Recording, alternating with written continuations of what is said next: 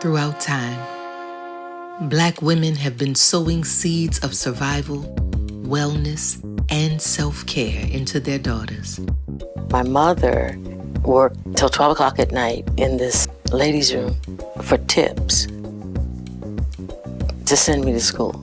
During the transatlantic slave trade, these tactics and skills were passed down, carried on, and gave us not only a will to live, but the means by which to do so.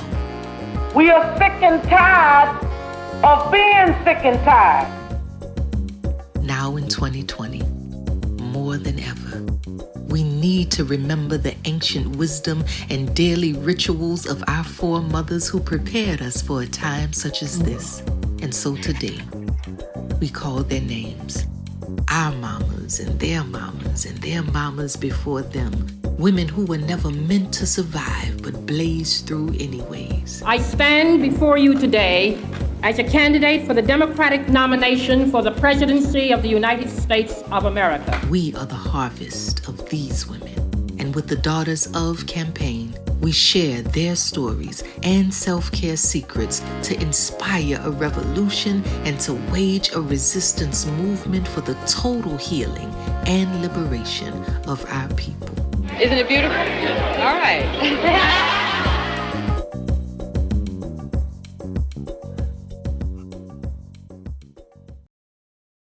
Hello, everybody. Hello, my name is Morgan Dixon, and this is my dear friend, Vanessa Garrison. Say hi, V.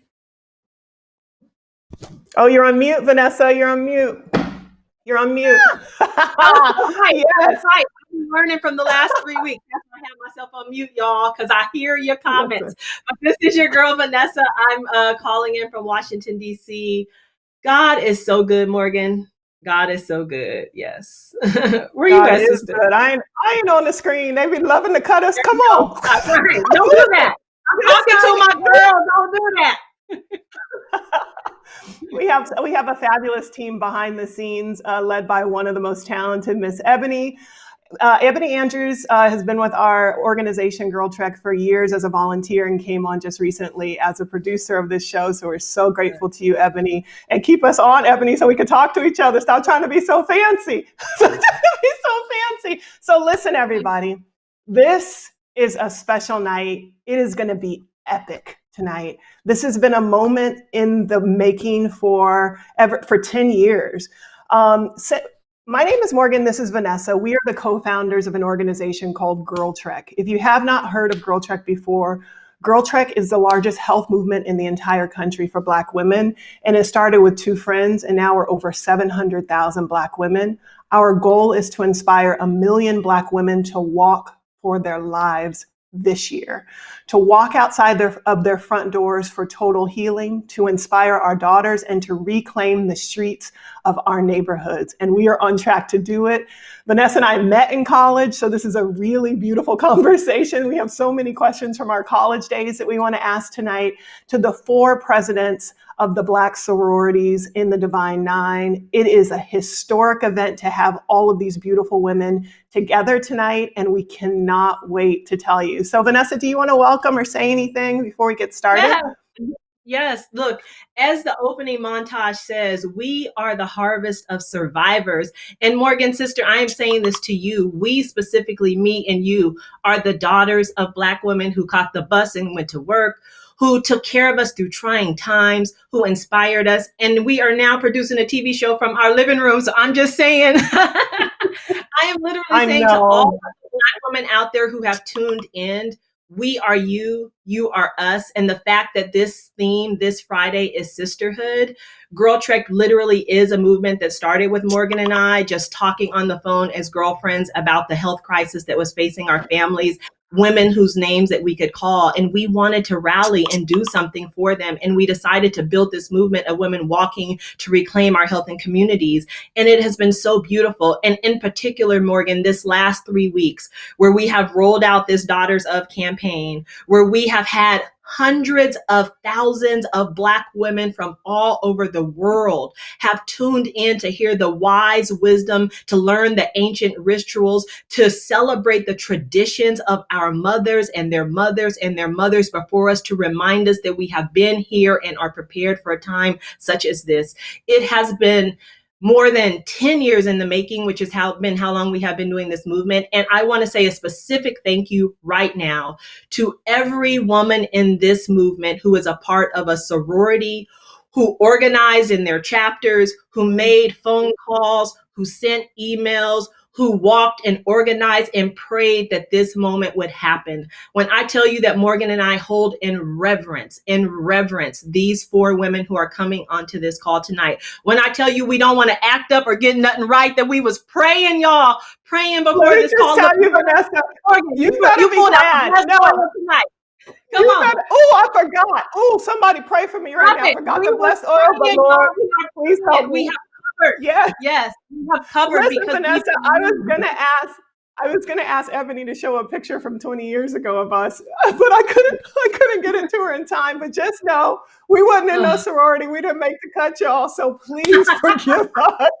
Please forgive us for saying the wrong words, for whatever, because we have the deepest reverence for, first of all, everything Black, because we're survivors and we are a family. But we have a deep reverence for sororities and Black institutions who have survived for centuries. And so we're not going to say everything right tonight. We're going to ask questions from the sincerest parts of our hearts. We want to maybe ask questions that you've been wanting to ask these presidents for years. We're going to give it our best. Please trust our intentions and give us grace. Look, Morgan, Put it in the comments. This is how serious this is. I wear my glasses because I gotta get my notes right. Like, y'all ain't gonna have me out here like, Look, I'm the daughter of women who be like, don't mess up. So we got this. I am the daughter of women who got a Satan not today face, like arrest and not today face. All that. So ladies, let's say a few things before we get started, before we introduce the women. First of all, some folks have come through for this campaign over the last couple of weeks, Morgan, and I just want to hit a film right now, a quick little montage of who has been holding down and hashtagging Daughters of. This is a movement. We want 1 million Black women to say online, who are you the daughters of? Name your mother's names as far back as you could go. Use hashtag Daughters of. So let's just show who has been supporting this campaign right now. Okay. I'm Queen Latifah. I'm the daughter of Rita L. Owens, and one of her biggest healthcare secrets for me is laughter. Gotta laugh. Smile even when it's tough, you know? Laughter gets you through. Laughter is the best medicine. What up? My name is Kofi. I'm the son of Koshi. What I would say, my mom taught me about self-care is probably self-love, you know what I'm saying? Just really like listen to yourself, listen to your thoughts, take care of yourself, and make time and space just to be, you know what I'm saying? Don't really let the world kind of become too primary that you kind of drown out your spirit. Stacey Abrams, daughter of Carolyn Abrams, and the self-care tip she taught me is to pray in the morning, to meditate and to think about what I want for my day and what I'm expected to do every single day. My name is Layla Hathaway, Ulayula Hathaway to be exact. I'm the daughter of Ulayula Hathaway, who's the daughter of Ulayula Van, who was the daughter of Martha Data Parker.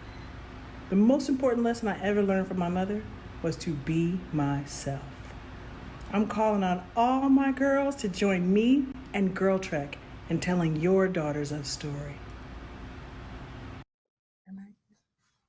Layla Hathaway came with her whole government name. She said, Layla Hathaway. Listen, so many people have supported this. As Vanessa said a little earlier, nearly 1 million have watched. And my hope and I just want to name my intention for this conversation, that just as many women from all of the sororities and the sisters who are not in sororities, but who believe in Black sisterhood and who are tuning in because they understand that this is a moment in time like no other when we have to come together and rally. I want to name that intention for this moment. It's going to be historic.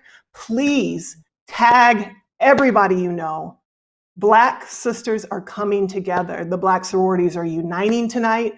GirlTrek is going to be talking about a health movement where we can all step out on faith together in this year, 2020. And y'all know we need it more now than ever before. This is what the founders of all of those sororities hoped and dreamed, that we would have the capacity right now, the fortitude, the organization, the mothering, and the good sense to act when our people needed it, and they need it now. So I am super excited to just set that intention. And I personally want to dedicate tonight. I didn't know anybody in a sorority growing up. And that's why I have so many questions, because I didn't grow up in a proximity to anyone who went to college before me. And so I was lucky enough to have the opportunity to actually marry a couple of classes up. And my ex-husband, who's still my dear friend, lived next door to this woman named Mrs. Jones. And Mrs. Jones recently passed. And I was just thinking, when I was preparing for this, I was like, what would Mrs. Jones want me to say? And how would she want me to act? She was such a beautiful woman. And I just want to say, for every woman of this caliber who has dedicated her life to service, it does not matter what sorority you're in. I just thank you for leading the way. And I just thank you for leading our community. Sorry, Mrs. Jones, just even as from last week when we were with Dr. King, Mrs. Jones said, one time when I was in Boston, I drove Martin Luther King down for a job interview in New York City. I was like, the real Martin Luther King? She was like, yes. Yeah, because I knew Coretta and she met him at a party. So she was such a social light and such a light, and it made me want to know more about sorority. So I'm so excited. This is for you, Mrs. Jones. I love you. Let's get started, Vanessa. So Morgan, we are getting ready to bring on the presidents of the Divine Nine. I want to just remind everyone who's watching, tag a sister, have them join this conversation, tag a young girl especially. And Morgan, if we hit 10,000 views tonight, we are going to dedicate $10,000 from GirlTrek's Gives Back Fund to women in our community who are in college. We know, especially during the era of COVID, that our students might be struggling with housing, with books, with all sorts, with transitions. And so GirlTrek wants to be able to support them. And so we are going to do that through the emergency fund that we have for women. And we want them to be a part of this conversation because we know some jewels are getting ready to be dropped. So if you're a sister out there, or if you are a student out there who is in need of emergency funding for some of the things Vanessa said, please visit us at girltrek.org. Under Serve, you'll see GirlTrek Gives Back. And we've added a line, especially tonight, for young people who need emergency aid for education. So there's small micro grants. We're a nonprofit. It is the best we can do. But in this time, we really want to give back to people in need. So tag everyone you know. Let them know, here's the party. It's starting here. Yes. All right. You ready, B? Yes. Well, I think we're going to learn their daughters of stories as an introduction. Awesome.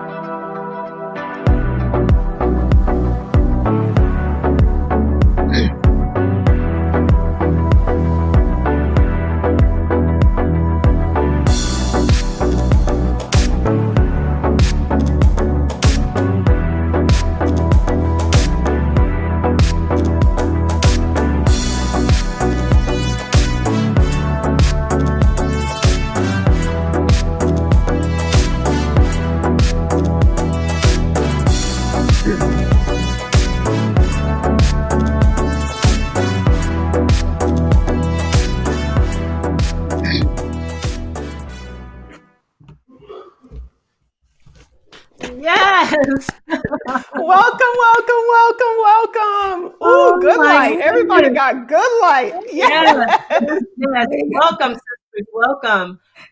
Morgan, I want to get us started by one of my very favorite poets says, give our daughters difficult names, meaning that let's take the time to honor the names and the titles. And I actually want to read every single with honor and love the women who are on this call today and just introduce them with my actual notes so that we get this right. So I just want to first welcome to this call the national president and CEO of Delta Sigma Theta Sorority Incorporated, Beverly E. Smith. I want to welcome. Yes. Hi, how are you? I want to welcome to this call the International President, Dr. Glenda Glover of Alpha Kappa Alpha Sorority Incorporated. I want to welcome to the call the International Centennial President of Zeta Phi Beta Sorority, Valerie Hollingsworth Baker, to the call. How are you, sister?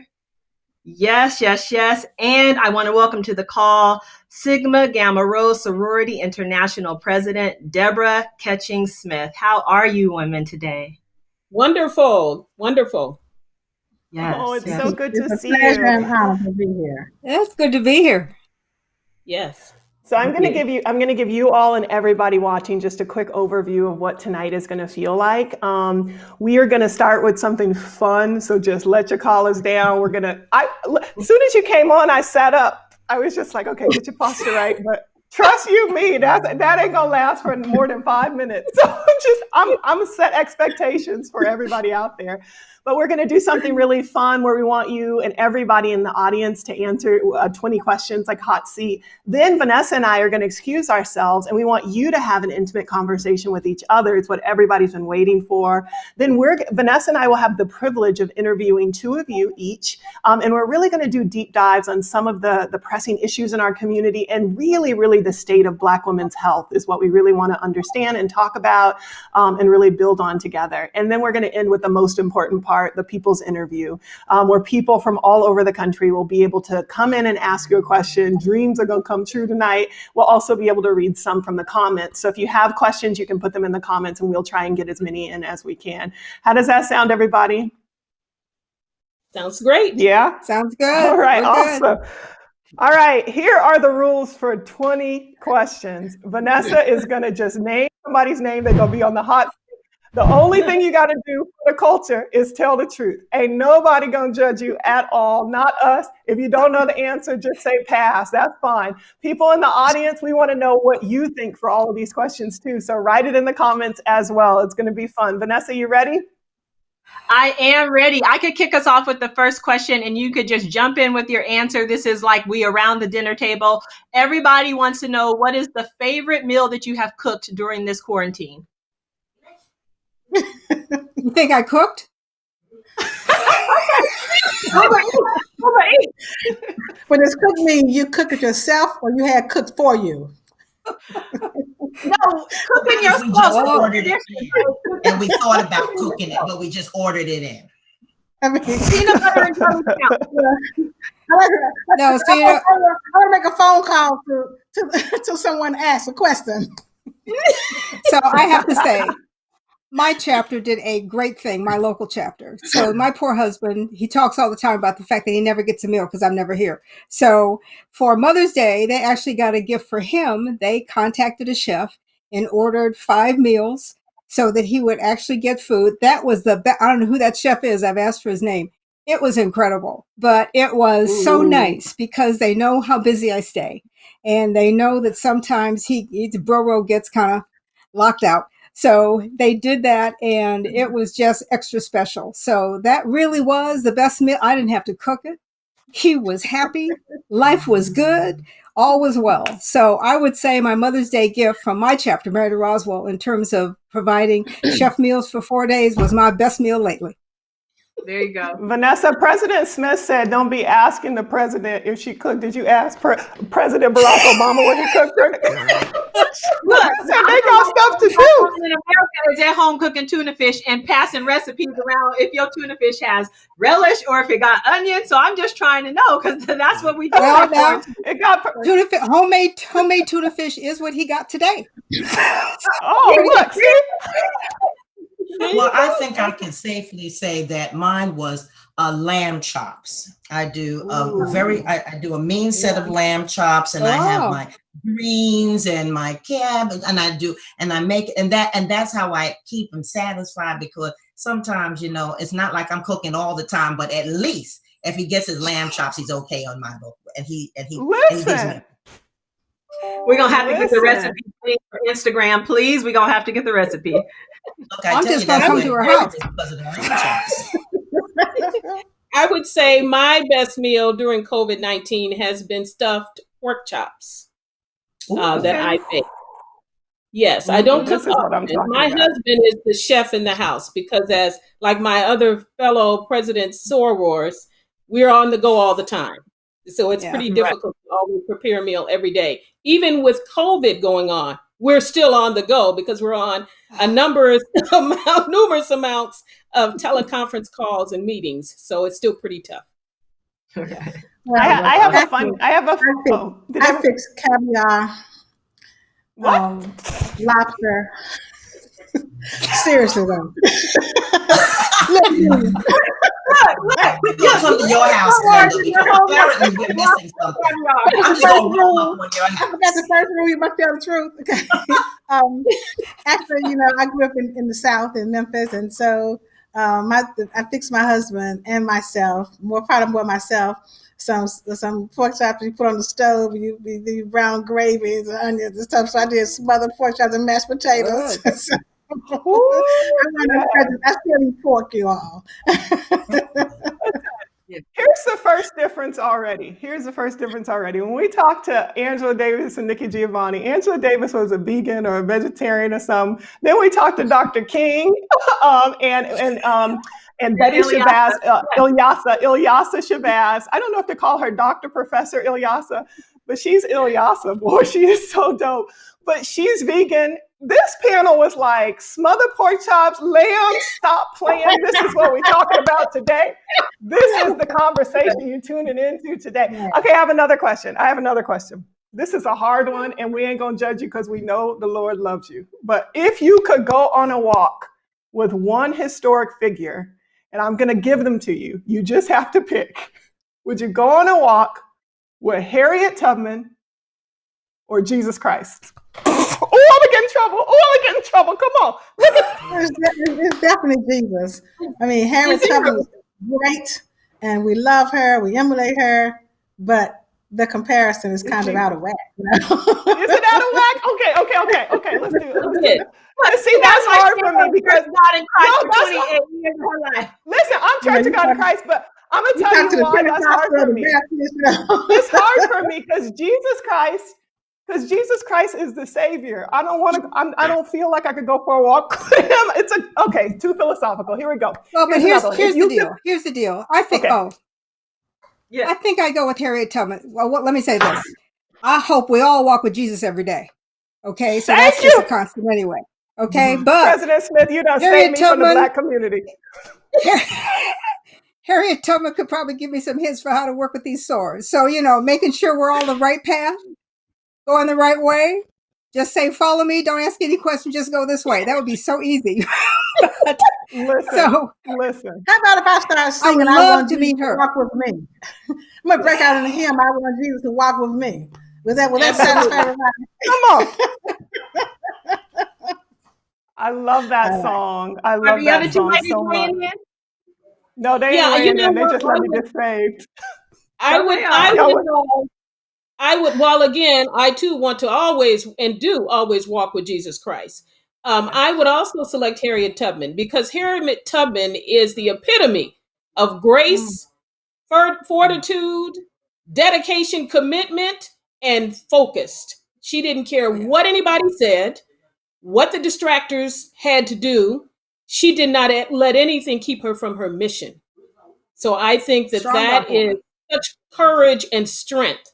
And so that's why I would walk with her to get those tips on serving in a leadership role. Oh, yeah.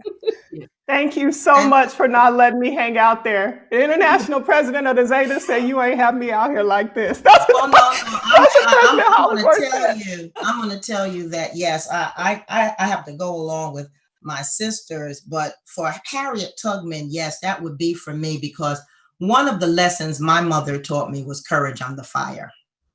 Okay. And I feel that for what Harriet Tubman had to go through, she had to go through courage under fire because every day of her adult life that she was struggling to make sure that she could get to free her people and the things that she had to face. If she didn't have that courage under fire, she would have never got through that force. She would have never got through that Underground Railroad because she had to be persistent and she had to persevere. And I want to feel that those are the kind of things that I want to try to exemplify in leadership. Because if you don't have that courage under fire, if you don't have that perseverance, you're not going to get too far, because it's rough out there in them darn streets. So you really got to know how to deal with people, how to get them to where they need to be. And that's why I personally would like to have met Harriet Tubman and walked in her shoes. Well, let me close by saying I'd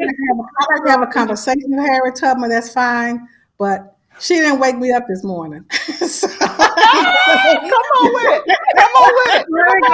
There we go. So Morgan, they're telling me we need to transition to the next segment, but I do want to ask one last.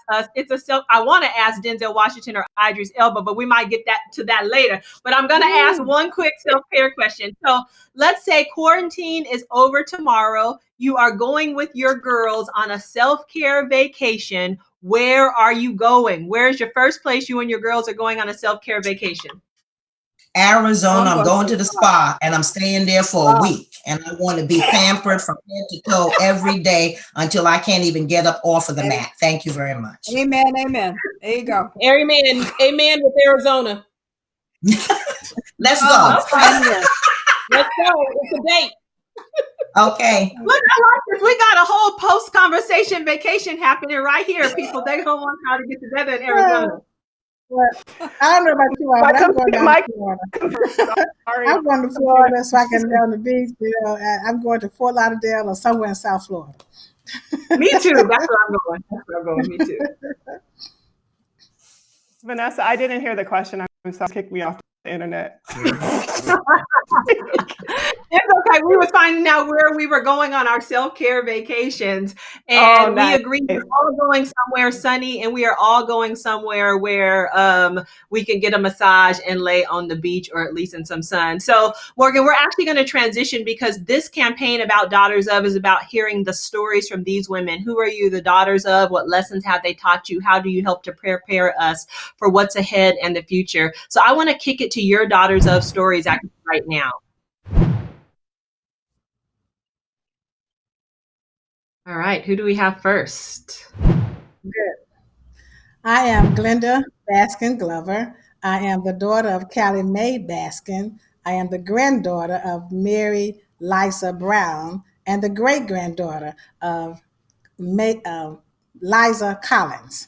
And they taught me, my story they taught me was to be honest, to be nice to people, to be educated, and to love God, because he makes a difference in every circumstance.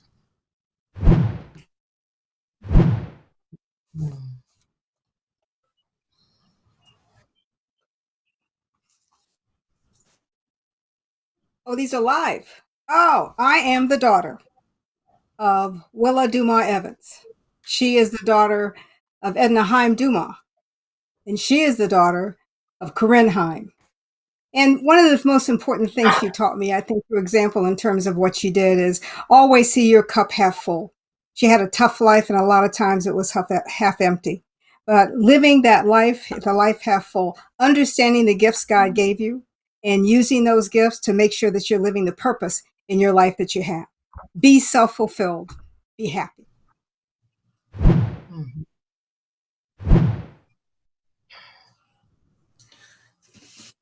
Hello, I am Valerie Hollingsworth Baker, and I am the daughter of Velda Mavis Kane Hollingsworth, and I am the granddaughter of Montel Eliza Davis. And they taught me perseverance, to believe in yourself, and courage under fire.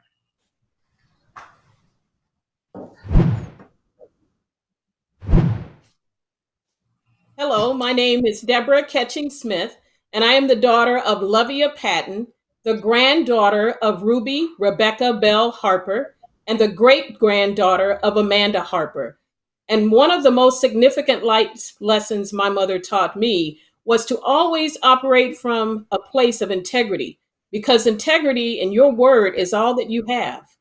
Nothing else is greater than your own personal integrity and making sure that you hold true to who you are. and that always you must be operating in a place of intention. Whatever you decide to do, it must be intentional. Otherwise, why are you engaged at all? Good. Yes. For all of the women who are at home right now, I want you to start to name the names of your mothers and think of their powerful stories and the lessons they've told.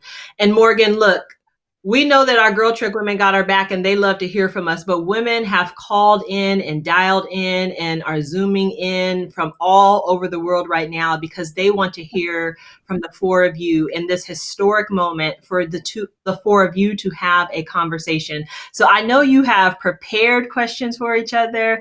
And Morgan, we're going to just get to sit back in our living rooms with our hot tea, and we were going to just sit at your feet and learn and listen, take notes, get your pens out, get ready to tweet.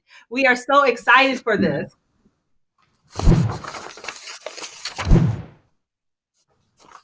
All right. Who is going to be up first with their question? Okay. I think you asked me to ask a question to Delta Sigma Theta, so I will. But first, Soror, Beverly, I want to compliment you and the members of Delta Sigma Theta on your social justice program. Given all the pressing issues that we have now, we face in our communities and our country, in particular, and the urgent need for us to learn to effectively advocate for ourselves. So, to what do you attribute Delta's success in moving the needle on social justice issues? See how kind I wasn't. Good. You were kind. You were kind. I didn't know it was coming.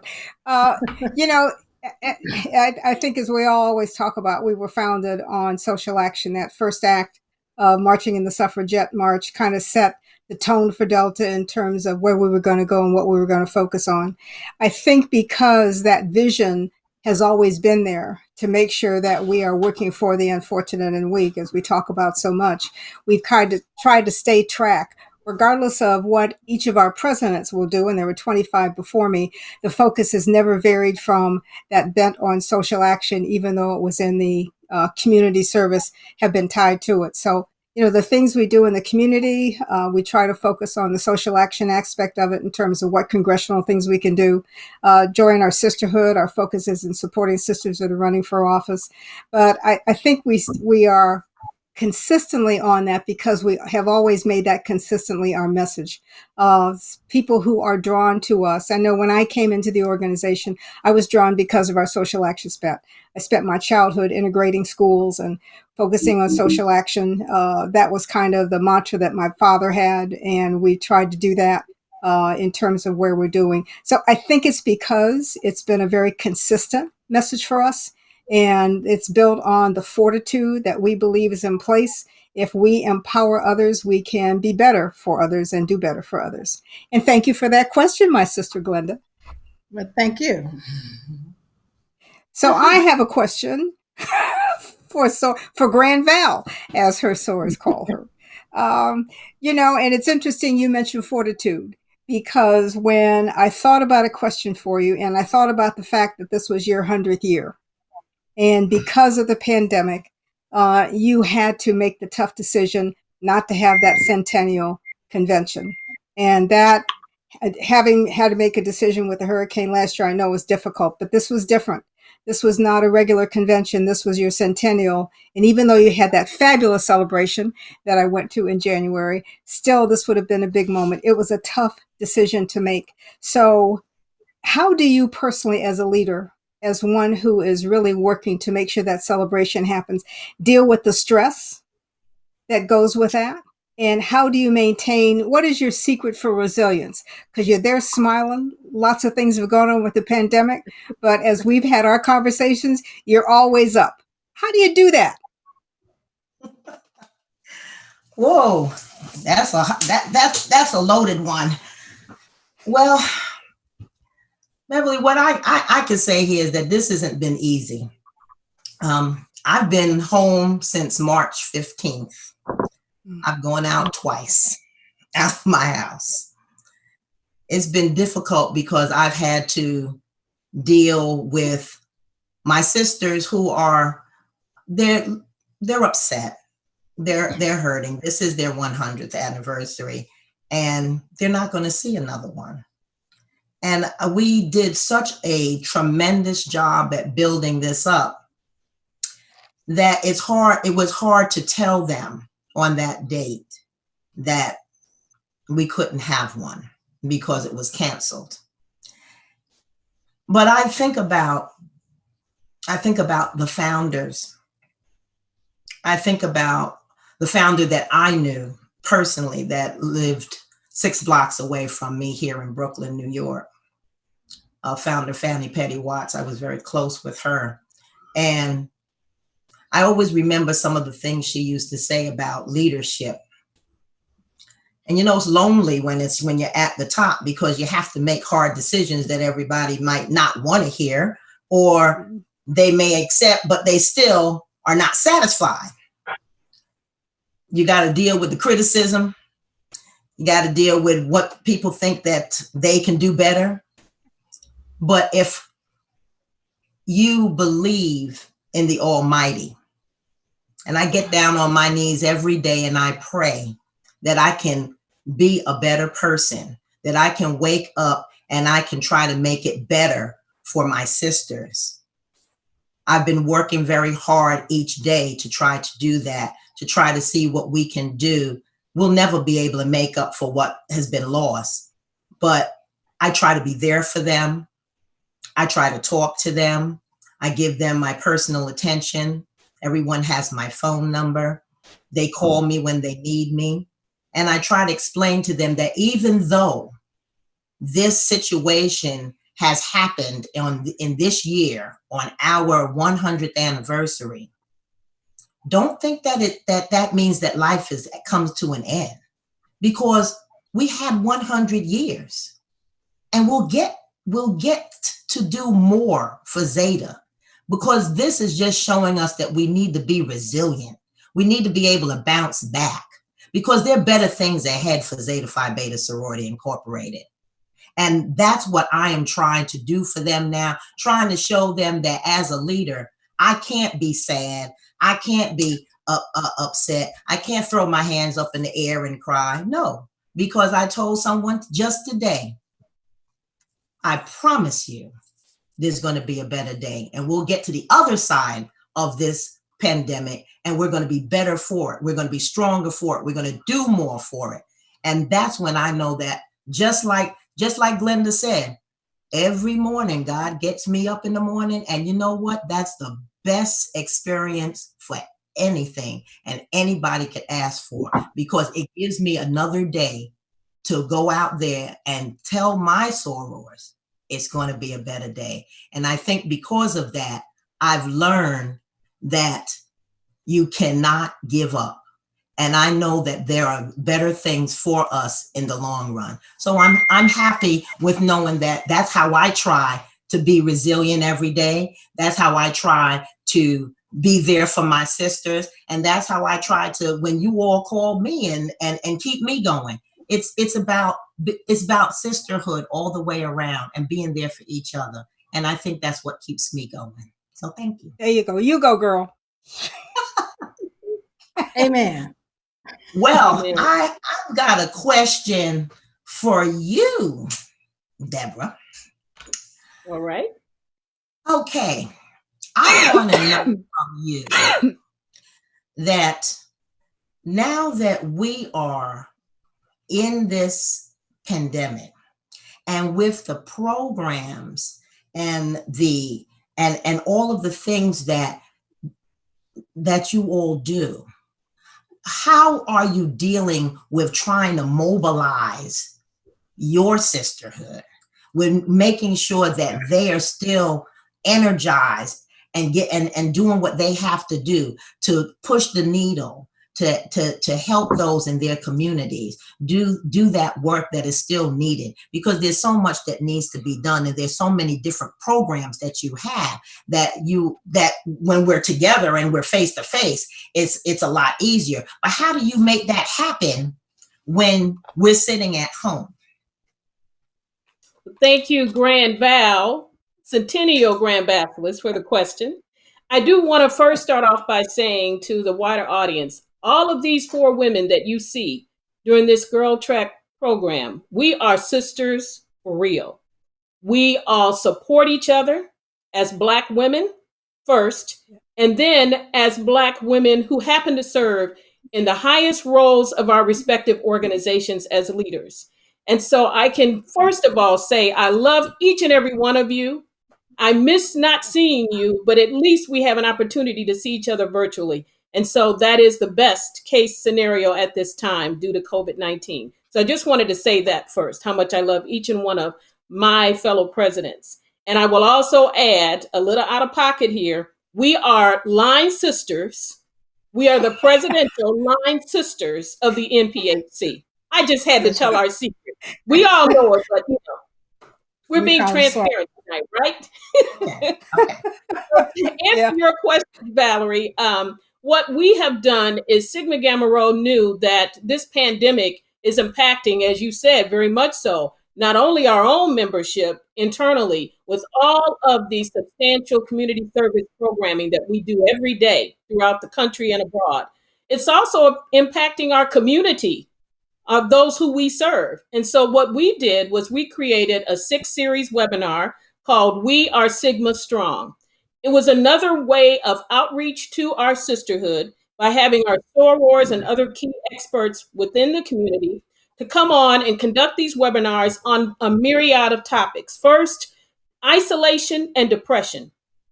People are struggling with isolation and depression and being separated because we are human beings, and it's our nature to want to hug and love and kiss each other and be together.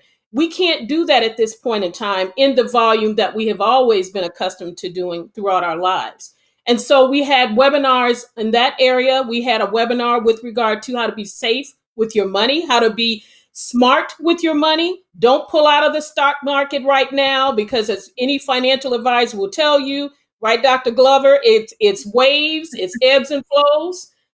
We also talked about personal health care, how you can get out and still walk, even in the COVID-19 environment. You can get out and walk, take your mask with you, and still have social distancing and create another different path for how you engage in your own well-being as far as your physical health and your mental health. And then we talked about homeschooling because so many of our sorors have never homeschooled. They're not trained educators, and yet they were thrust into that, as well as our wider community. So what we did with the myriad of topics in our 6-series webinar, which is posted on our national website, is we engaged the wider community. They are open to the public when we ran the videos from March until the first part of April.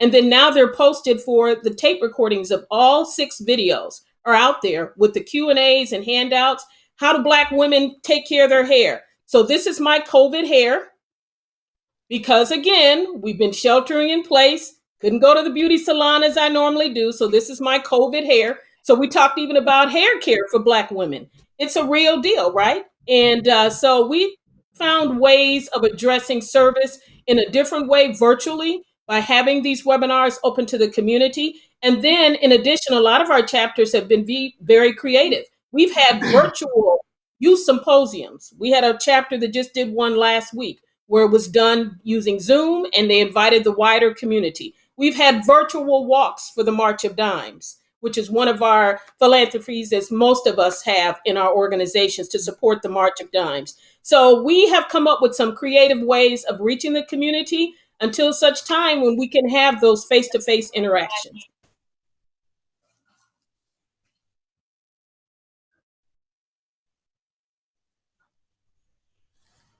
Thank you so much. Thank you. Yes, the last question I have is for my soror, Dr. Glover. We are all busy individuals. There are mountains of meetings, work, engagements, partnership developments, working collectively in the NPHC as sitting on the Council of Presidents. And we have careers. I know that Dr. Glover, your career as president of Tennessee State University, again, the Grand Supreme Basilisk, the international president for Alpha Kappa Alpha Sorority. You are a mother, you are a grandmother, you have family. How in the world do you balance all of this? How do you do it? You make it look so simple. We do make it look easy, but it is not easy. But the way to do it is to make sure that you, one, understand time management, and two, that you're surrounded with competent people. You know, at the sorority level, I mean, we have the best corporate office in Chicago that a president could ask for. They do the work there. I mean, I'm the public face of a sorority, but the work is done behind the scenes at the corporate office. At Tennessee State University, the same thing. You have a president's council. They'll assist you. And yes, it's hard work. And yes, we work day and night. If you want something done, give it to a busy person. And I got to tell you, as Sora did, when I was seeking the office, and we had a panel, they did ask me that question. And they've asked me that question many times. My first response is, we never ask a man, how can you do both things? Because men do it all the time. It's when women go out there and women have 3 jobs and 4 jobs and run a family and run a university and run a sorority and you're active in your church. All the guys and then the others in the community want to start whispering and saying, she's doing too much and how are you going to get that done? We've always had more than one thing to do. Your mother, my mother, our grandmothers, they worked in the fields, they worked at restaurants, they worked in the school system, they worked. They didn't have a choice of, I'm going to do this one thing. They did it all. And we're doing it all. All of us have our roles that we play in society. We have the role we play in our community. We sit on corporate boards. You know, we're in the fields of law. We're in various fields that call for a lot of work, a lot of action. And if you want something done, you must give it to a busy person. Give it to a busy woman, and she'll get it done.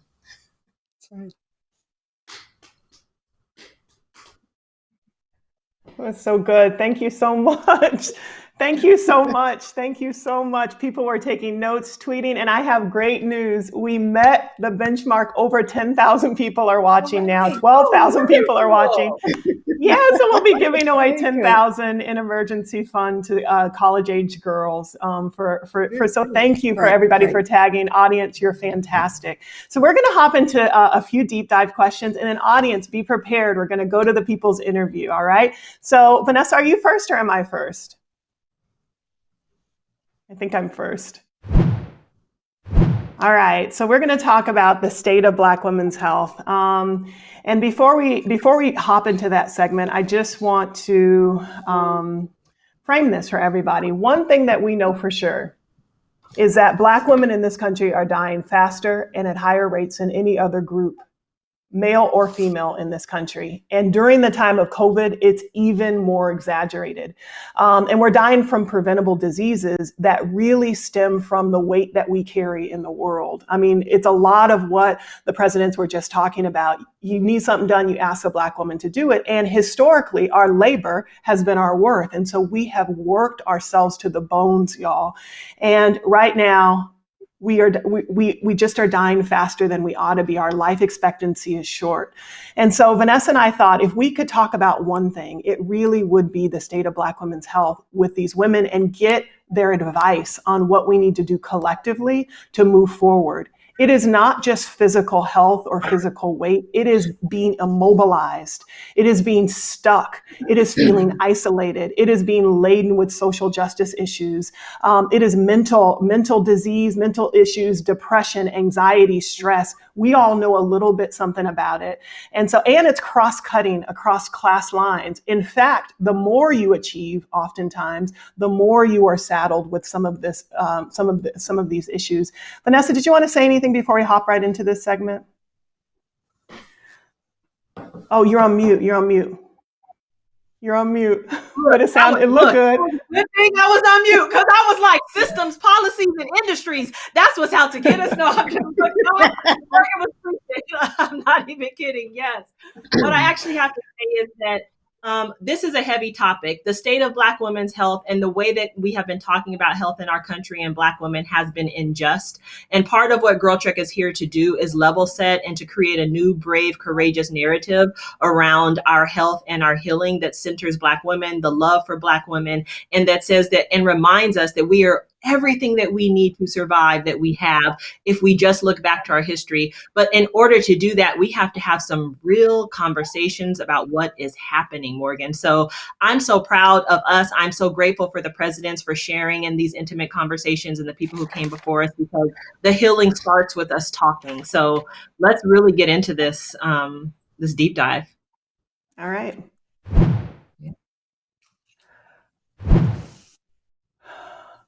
So, presidents, if you haven't seen our TED Talk, Vanessa and I had the honor, 3 years ago, to stand on the world's largest stage and to talk about the state of Black women's health. And we were just so grateful. We brought all the ancestors on the stage with us. We was like, listen, the Fannie Lou Hamer's in the back.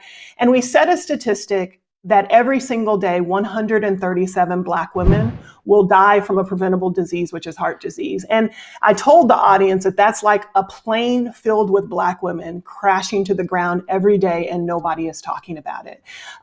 You add heart disease, stroke, diabetes, all sorts of cancers that are stress related, and it becomes untenable that there is a health crisis facing Black women, and we need to do something about it. And Vanessa and I understand that it is not about will. It isn't really about diet, no matter what people tell you. It is about the systemic pressures that we are fighting against every single day. So we wanted to just talk a little bit about that. Vanessa, do you want to start with one question, or do you want me to start? Go ahead. Yeah.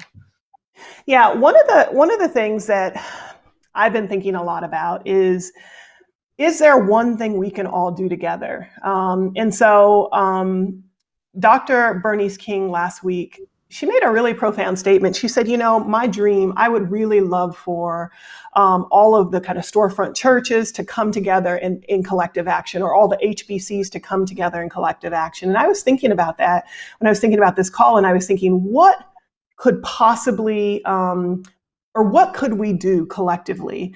And so I'll ask you, Dr. Smith, what could we do collectively if all of the women on this phone got together and decided to do something about health? What could we advance together? Can we just brainstorm what that might be? I think you're on mute, Dr. Smith. President Smith.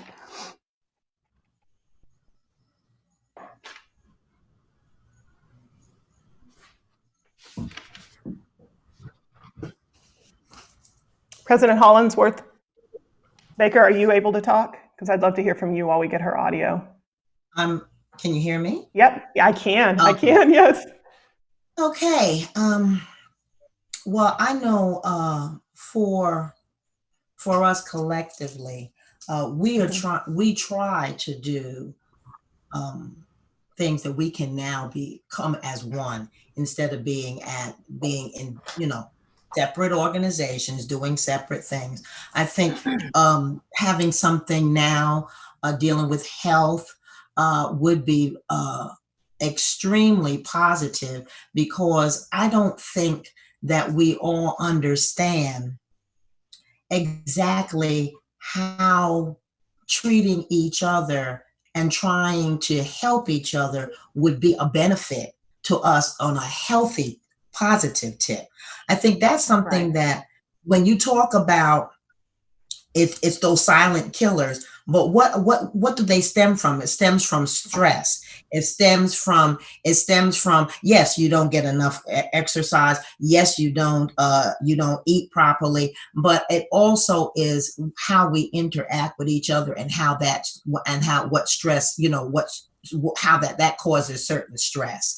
I think we need to be able to come together and really have some internal symposiums about what we do as how we interact with each other, and how we interact with our families, and what we can do better to make it a healthier existence, mind, body, and spirit. That's something I love that because we, as with Zeta, we have our Z-Hope, which is Zeta's helping other people excel in mind, body, and spirit. And I believe that that's something that in coming together as a group, we have to really think about that. The purpose is that if you're healthy in the mind, and you're healthy in the body, and you're healthy in your spirit, that's going to that's going to really let you live longer. But the things that we have to do that and really come together and Yes, really ma'am. teach each other and learn what that means. You see, that's the whole problem with us. Because if you can't come together about that, learn those things that you see that's going on. It's that's okay. what's going to really It wasn't.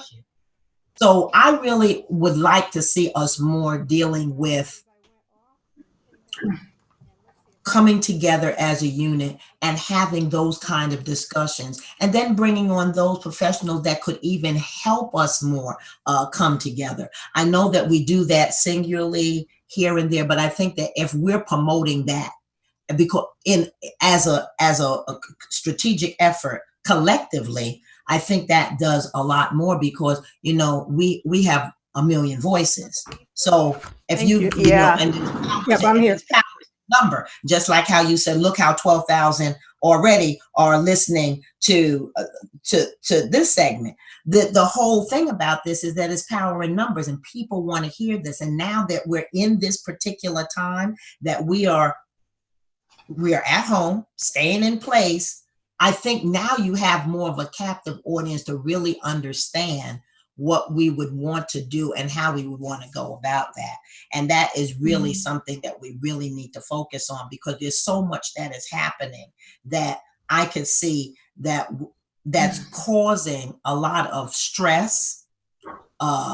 It's causing more illness, because we are afraid of the unknown, because we don't know what's going on, because the things that are happening every day is there's domestic violence is up, and now you've got blood pressure is up, and hypertension, and everyone is like on pins and needles.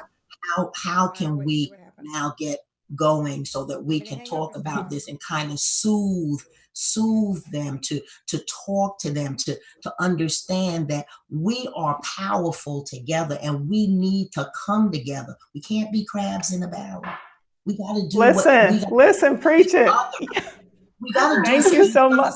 That's what the problem is. We forget. We're not, we're strong women. And sometimes when people are strong, they forget that they can just, no one looked after you. Nobody says anything to you because they feel you doing everything. You're good. Yeah. Your health is good. Yeah. This is good. But you don't know what is going on inside. And we need to have someone that's going to be able to talk to us too, to help each other. We've got to have that helping hand. We got to reach out. We got to touch each other. We don't do enough of that. Thank you. Well, listen, we'll have a call to action for everybody. We can reach out, we can touch, we can be a sister's keeper. Make sure, especially the strong ones, are cared for and loved. I just appreciate everything you said. Tweet all of that. And I think, President Smith, are you there? Am I there? Yeah, you're there. Hey. Okay. Oh, I have so many questions, but I got off track, the technology. So let me just ask you something that I've just been like, okay, here's the thing. There are women all over the country right now who want to prioritize themselves. But I tell you, it is difficult. It is difficult to prioritize yourself. And even, thank you, by the way, for saving me with Harriet Tubman and Jesus Christ. You came in as a sister's keeper. I appreciate it. Let's talk about Harriet Tubman. One of the things that she taught us is that when nobody else wants to go, you got to go alone. And when you find the way, you can then come back and get your sisters and show them the way. And then you can come back and get your community and show them the way. It is the hardest thing in the world to practice self-care when there's so much need around us. I want to know how you do it. I read that you've been married for over 40 years. I see how 48 years. 48. I want to know what your secrets are. Can you tell us how you order your day, how you prioritize, and really speak to all of the Black women out there now who have kids at home, who are exhausted, who got more Zoom meetings now than they ever had in their entire lives. They might be working harder. They haven't had any time for themselves. How do they make time? Well, I have to tell you, my sorors out there are probably laughing right now that you asked me that question. So I'm just going to be honest about it. It is very tough. Making sure that you make yourself a priority at the same time you're doing the other things that you did is not always easy. And you have to try and find a balance for everything. You're right. I've been married 48 years. It'll be 49 years this year. I have 2 children and 5 grandchildren, and have had multiple careers that I work on and travel as the rest of us do all the time. And you really have to find some time. That fortitude that Delta Sigma Theta has makes a huge difference. It is partially a mental game. I have to be honest with you. You can't stop and think about it a lot. If you stop and think about it, and this is where that cup half full comes in, if you feel you can do it and you know you have a focus in a specific area, that helps you. Mindset helps a lot in terms of creating balance and trying to figure out where you're going and what you're doing. So making sure your mind is straight in terms of understanding that. Having the support of your family, I cannot tell you, and I'm very blessed to have the family I have. And as I mentioned, this poor man who never gets any food, he is so supportive. And when we first got married, we talked about the fact that we both wanted to have careers and to do things, and made an agreement that we would support each other in whatever we do. We've had times when we moved twice for me. We've moved 3 times for him. We always take whoever has the best deal, and that's where we go. We have always had very flexible children, but we never missed. And I will say this: any occasion they had was important, regardless of the travel. I have a boy and a girl. I can remember when my daughter flew up from Brownies to Girl Scouts. I was in New Jersey at a meeting because I was an executive with AT&T, and we lived in Atlanta. I literally left my meeting, got on a plane, flew to Atlanta, made sure I got to her fly up brownie ceremony, and then flew back so that I would not miss my meeting. But I knew I could not miss what there was for her. And as they've grown up with their children, they have reminded us and always said, you were always there when we needed you and always there at the important moments. And I think that's where priorities come in. You have to find a way to play some balance with that. In terms of self-care, I'm going to tell you, the first thing that I am blessed with is good genes. Because at 72, I should really be tired by now in terms of what I'm doing. But I do have a lot of stamina. I try to walk as much as I can. Sleep doesn't always come, but I've come to know how much sleep I need and how much sleep I can't have. And if I reach a point where I don't get at least that 4.5 hours, then I've got a problem. And I know you're probably screaming when I say 4.5 hours, but over time I learned myself. And I think that's important in terms of learning yourself and what you can handle and what you can't. And sometimes it's trial and error. I can't say that there haven't been times when I've been tired and gotten sick, and my doctor will say, you're sick because you fly too much and because you're not getting enough sleep. And I think if we learn our bodies and the rhythm of our body, that makes a difference as well. So making sure you're communicating with your loved ones, making sure you all have an agreement with each other. So the stress levels, when they come, you're there to support each other, but there's no surprises. If you have children, and spending those important moments, now not with the quarantine 24/7, sometimes that can be too much, but making sure that they know that they're a priority with you. Even though you might not be there all the time, at least gives them that sense of satisfaction and that sense of knowing that they're loved and cared for. My big issue actually is my weight, and it goes up and down. One of the concerns I had in the sorority and for Black women in general is the fact that we do not take care of ourselves. And I decided that when I became president, we were going to have a program called Delta Care. And that focuses on our physical, mental, and spiritual health in terms of what we're working on. We are too heavy. We have too much hypertension. We have too much diabetes. And so that caring for ourselves physically is most important. We have made a deal with Weight Watchers. We are the only organization to actually have a partnership with them where our members get a discounted rate. The executive committee, our officers, we all decided we were going to go on the plan together to be an example for our SOARs, so they could see that we were doing it and we were participating. So, I put them all on notice. So that means we have to make sure that we are physically fit by the next time we have a convention, or they're going to know we cheated. So we force that upon ourselves to make sure we were an example for others. We got we're working on a contract with a fitness company because fitness companies don't tend to make clothes our size.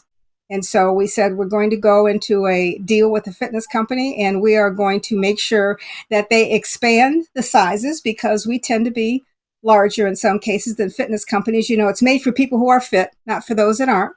So we got a deal to have a fitness program so that we can actually make sure that that you get the gear that you need to do what you need to do. And if Delta could do that's anything to brilliant. help provide that for you, then that's what we were going to do. So I think the other thing is example. Women have to see each women doing what they need to do. They need to participate together with women. They need to get in groups together and not just have a party to go out and have a drink or two, but to have a fitness party, or to talk about it with each other and be open about the concerns we have. We have to rely on each other when problems come up and be open to discussing the things that we don't want to discuss. We have made depression and mental health a no-no and a bad thing that you don't talk about. And we're trying to do something with some of the programs we have to be more open about that. We have a series on mental health for SOARs to explain it's a part of life. It's not something you have to hide. It's not a hidden thing that you have to do, but we have to be open and willing to talk about it. This job's not always easy. And when I talk to SOARs, I'll say, this ain't easy. I'm not always doing so hot. I think if they know I'm not, then it's okay for them as well. So it's sharing and communication, I think. Perfect. Thank you so much for that answer. And when you get your fitness line, we have a store we would love to support and help you distribute it. And we welcome the Zetas, the Deltas, the AKAs, the SGRhos, and every single woman out there to get some of that sisterhood through GirlTrek and to walk like President Smith walks for better health. We just invite you all into our community as well so that we can get to 1 million Black women walking, because then we can leverage some of these ideas because we will have a collective mass walking together and talking together. So thank you so much for both of those answers. They were both so rich. We're going to move on to the next part of the interview. I just really appreciate you both. Thank you. First of all, Morgan, we are the daughters of Black women who got good genes. That was my take. The conversation is we need to eat better. We need to walk. We need to do all the things that they were both saying. And thank God that our mamas has got some good genes and they talked about that and all of that good stuff. That was such a beautiful and intimate conversation. Thank you so much for that. I know everyone at home is excited, and I'm excited to talk to President Catching-Smith and President Glover. So if you're ready, I'm ready. Okay. How are you ladies doing? Great. How are you? I'm doing wonderful. So I'm here in Washington, D.C., and I have a mentee. She's a young adult woman who aged out of foster care, and she's doing amazingly, just finished her GED, and she's excited about the possibility of applying to Howard. And I was talking to her recently about how she should consider joining a sorority. And she told me something that felt heartbreaking and also something that resonated with me as a woman who also wasn't in a sorority when I was in college. And she said, I don't really think they're for me. And she went into this whole story about how she had this whole perception around how she didn't have the right pedigree. She didn't have the right background. She didn't have a mom or an auntie who had pledged. She didn't have this thing. And legacy and tradition are so important and such foundations of the sorority community that they're important. And yet I wonder, what do you tell the young Black girls out there who are building legacies from ashes? What do you tell them about starting the legacy with them and how sororities really are a place for those Black girls who are listening right now? What do you say to them? I'll start first. I would say to them that we have to be more transparent, I believe, as Black women, because all of us didn't come with the quote pedigree, the right pedigree, in joining any of the sororities. And so I can speak from my personal journey. My great grandmother, Amanda Harper, was a sharecropper. My grandmother worked the fields. My grandmother took care of other people's children. She cleaned houses. She cleaned restaurants. My mother, initially early on as a young girl, worked in cleaning alongside my grandmother. So I did not come with the quote right pedigree, but what we all come with is from a richness in our heritage of strong Black women. It doesn't matter if you grew up, as you would say, on the wrong side of the tracks, or you didn't come from wealth, or you didn't come from a family that had all of the boxes checked and they had all of the pedigrees and the education and they did well in their professions. If you don't come from that particular era in your own journey, you decide what path you want to take. And so I think that as it relates to joining a sorority, the sorority is the best place a young woman like that can join. Why?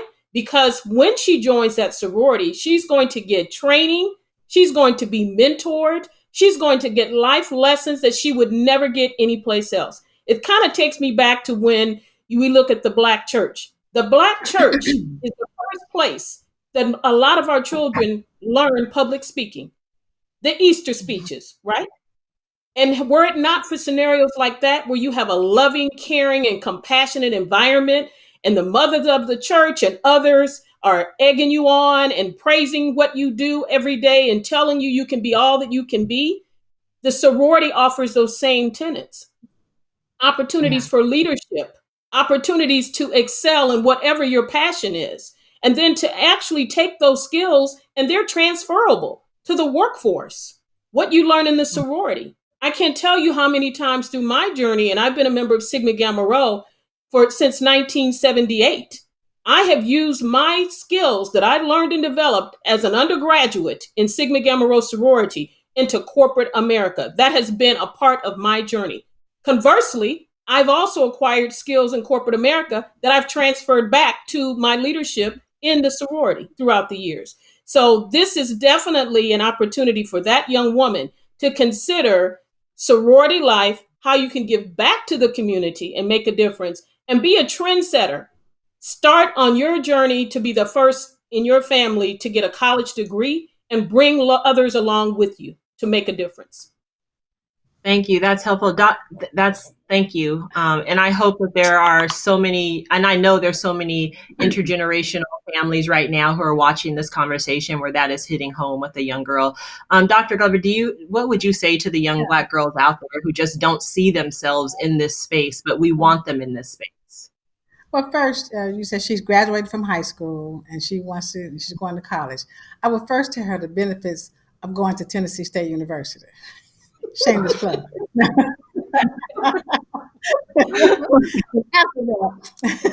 We talk about the reason she should join a sorority, the service aspect. No one here has mentioned anything tonight about stepping and all of that because we've moved. Yes, that's a part of our culture, but we've moved away from that narrative. The narrative now is how do we serve others? How do we be of service? What are the programs, the projects you have, the programs of service that will benefit the community? And I would tell them about all the organizations together, how strong we are as a group. That yes, there's some competition, but there is the oneness and togetherness outweighs the competition because collectively, if you look at 1.3 or 1.4, 1.5 million college educated African Americans working together, you look at 1.345 million African Americans who are self-sustaining financially. We don't go with our hands out begging for money to sustain us. We never go to a bank and say, give me a loan so I can make payroll. We take care of ourselves. We're financially free. And when you're financially free, you're free indeed. And so I would let her know the benefits of joining an organization like that, where you don't have to depend on anybody else to take care of you. And then just explain what the sisterhood and leadership is, what they're all about, and some of the programs. Now, of course, I do a pitch for Alpha Kappa Alpha and tell us some of the programs that we're doing. The HBCU. I explain to her the benefit of going to the HBCU and how if ever there was a time we need to support HBCUs, that time is now, because the efforts to destroy, the efforts to minimize are so great. It's almost unreal sometimes, the fights that you must engage in just we're the only group, the only organization, Historical Black Colleges, we must define who you are before you can start the conversation. And so we would sit with her and let her know, you should consider going to an historical Black college or university. And there are 106 from which you can choose. And walk her through that path of why we're needed and what we've done and how the model is, not why you're relevant, but how you can take so little and do so much, produce such good graduates. We want to be a part of an organization like that, a group of colleges like that. So there's a pathway that I will lead her down. Yes, thank you for that. Thank you for touching on the HBCUs because I had that as an actual question. So I'm glad you actually just reiterated to the audience. Now is the actual time for us to be activating and supporting our historically Black colleges and universities. But you said something, and this leads me into my next question for the both of you. You said, explain to her about the sisterhood. And it's funny because I had this question for the both of you.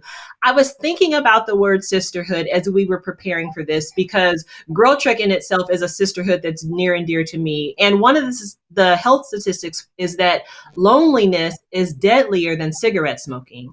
We are alone as Black women, even in houses full of people. We are alone. And so finding those networks and those communities that we can connect with is so important. But I was thinking about the actual word sisterhood, and I was thinking about my favorite movie, The Color Purple, and I was thinking of Suge Avery singing Sister. And I was like, there's sisterhood, and then there's the sisterhood that Suge Avery was talking about in that movie that I think is specific to Black women and that I see specifically amongst my friends who are part of the sorority community where there is a sisterhood that is something special. And so I was wondering if you could tell me when you think of sisterhood, the Suge Avery sisterhood, who is the first woman that comes to your mind? And what is something that that woman taught you about the power of sisterhood?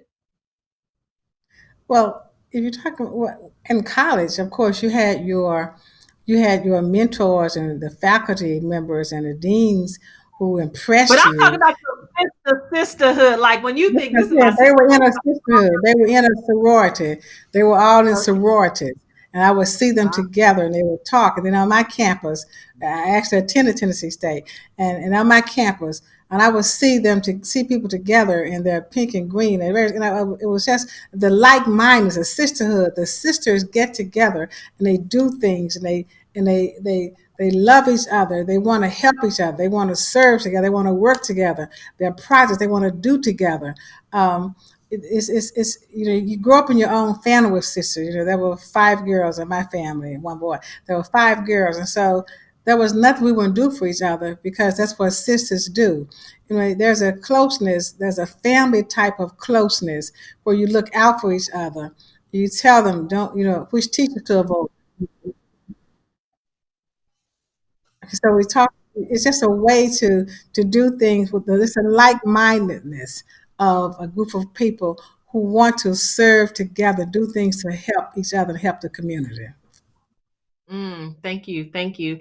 What about you? When you sisterhood, who comes to your mind? What did she, is it a woman? Is it just your whole sorority like it was for Dr. Glover?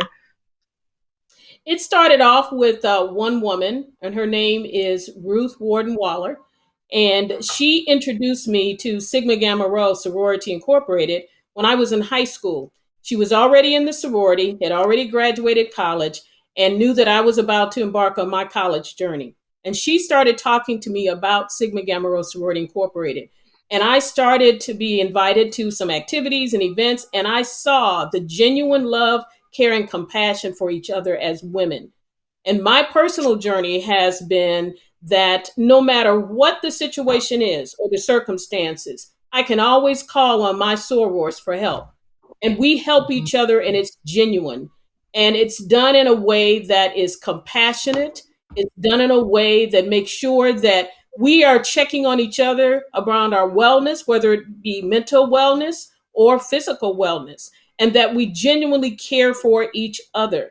My family, which I happen to be an only child, but my family and my relatives always marvel at the rally around my sisterhood. My husband, about 7 years ago, had a massive heart attack at work. He was at his desk working and he collapsed in his office. And someone happened to come to his office and saw him slumped over and saved his life through CPR. And my husband left that facility. He worked for General Motors at the time as a supervisor. He left General Motors unconscious, taken to the hospital, was comatose for 7 days. But on the 7th day, he woke up. Yeah, the doctors were telling me and the family, ma'am, he's not going to make it. He's been comatose for 7 days. We don't know why he had the heart attack. We can't figure it out because he's unconscious and there's only a certain amount of testing we can do. my sorors rallied like never before. And the calls, the prayers, I had a national prayer circle going on across the country when they found this happened to my husband. So that is above and beyond. My own family was like, oh my gosh, this is amazing. These are women, some of them I don't even know personally, were praying for me and my husband and my family. So that is the level of I know the sisterhood that power of that sisterhood. Yes, yes. It is. It is deep. I didn't mean to cut you off, but I just, it's like in church. I was like, I know the power of that level of sisterhood. It's really, really beautiful. Thank you for sharing that. I had one last question for the two women who I were talking about. I'm actually going to pose this to the group because I think it's a good transition question. The test, first of all, behind the scenes, all four of you were adamant that part of this conversation is so that the world knows that you guys are, you women, as Cicely Tyson would say, are sisters. This is real. There's not even any competition. I experience that every day in my life and have literally since kindergarten. I have always had a powerful group of amazing sisters, women in my corner supporting me. I think that is most Black women's experience. And yet, I think the dominant story and narrative that is out there is that Black women don't support each other. Black women don't have each other's back. But I'm like, just research the sororities. Just hear the story that you just said about the prayer circle for your husband that stretched across the nation. We know that's not true. Just quickly, do any of you have any opinion or perspective? Why is it this story is we're catfighting, we're against each other, when in fact we know that if we needed to call anyone right now, we'd call a sister and she'd be here in 5 minutes? You know, I have to tell you, social media and television does not help us. So when you see us on TV, on some of these reality shows, you know, you see us fighting, I don't even have to name them, you know, talking about each other. And I think the perception is the stereotype that is seen on TV. And what's most important is that in real life, when people see us, we have to do something to make sure we're not defined that way. We cannot be defined by those kinds of shows you see. And, you know, they dominate because the shows like Girlfriends and those others where you really see us coming together don't get the play. They're the ones that go off the air first, but the ones where the fights are going on and where the issues are happening are the ones you see. And I think it's important for us to create our own narrative. And we have an opportunity to create our own narrative to make sure that, first of all, we produce our own shows, by gosh, and we make sure they're on there. We have our own networks. We do those kinds of things that we can do to get in front of that. We have GirlTrek. And the important things that you all do in the community, not only with Girls Walking, but people see you. You get involved in social action, and you do it as a group of women. So I think we have to do something ourselves to turn that tide. We have to support each other. We have to visibly support each other. We have to demand that the shows that appear on TV about us aren't all one-sided. And that's critical. In terms of what we do and how we behave. And we have to make sure that our daughters are comfortable and understand that you have to have that kinship connection with girlfriends, with sister girls to really support and help you. And then we do things together. Go ahead. No, go ahead, Glenda, go ahead. I'm saying, and we do things together. You know, we have the Divine Nine. We're all 9 organizations do things together and take stands together. The 5 guys took a stand and wrote a paper together. The 4 of us take stands together. When we need something, we call each other. When we had Tennessee State's campus, one day I said, I need a national figure to come to campus and try to unite some of the young ladies. And I said, so I called up Beverly Smith and said, Beverly, I need you to come to campus and be the keynote speaker at Tennessee State. And they said, but you're an AKO. I said, I know that. She's a dancer. I said, I'm well aware of that, but she's a great speaker. She's a national figure. And so she went and she did a fantastic job. In fact, I can't invite her back because she did too well. You know,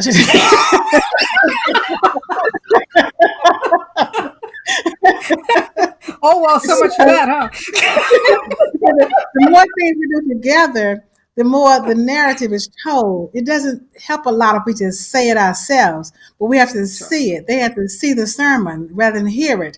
And when they see us working together, and they see GirlTrek inviting us together, and we're doing these kinds of significant appearances together, I mean, I think it all helps to show that this is one great sisterhood. Yes, There are 4 different organizations, different sororities, and we have similar missions, similar purpose. We are going to work together.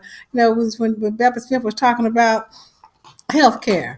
I mean, we all of us have a healthcare initiative. So it's just we were just working together. That one initiative, just one, mental health, and we at Alpha Kappa Alpha care for the caregivers. That's one of our targets. We said because we're so busy taking care of each other that we don't take time to take care of ourselves. So we're just we're fueling the cosmetic industry. We get our eyes, you know, we get our hair done, we get the facials, but then when it comes to our bodies, our temple. You know, God can't dwell in an unclean temple. We have to get ourselves together and keep it together. And so we could do that as one big initiative for all the sororities and what we can do with ourselves mentally, physically. I mean, I think that's where we're headed, to show the sisterhood, the togetherness of all of us as one big group. Of course, you know, we have some divisions, but yes, we're one big group. When it comes to social, we're tackling some big issues right now together. And so when it comes to that, we don't mind put our name on the line and say, yes, we support this. We should get together on this. Let's sign up on this. So that's what we're doing. I think that's the new narrative they're seeing in us. Yeah, and Morgan, I just wanted to she add, said we need one big initiative. She said we need one big initiative. one thing that if I could interject, yes, one thing if I could interject as well is I know we talked about early on about the systemic issue around healthcare and Black women.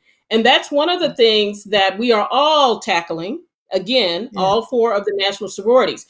One aspect of that, though, that is so importantly and critical is the U.S. Census, because that's where the federal dollars are placed in the communities that helps with our healthcare facilities, our hospitals, our ability for all of our people to be able to get quality health care.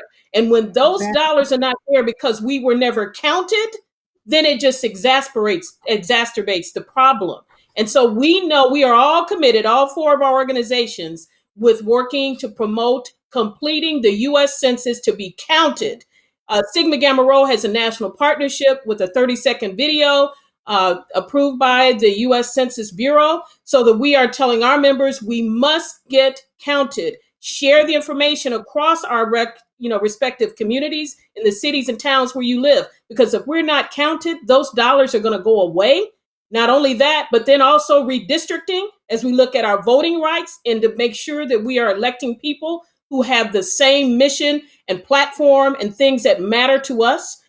So those are the things that all of the 4 sororities are engaged in. And I would also add that I have to say this, not being arrogant, but being transparent.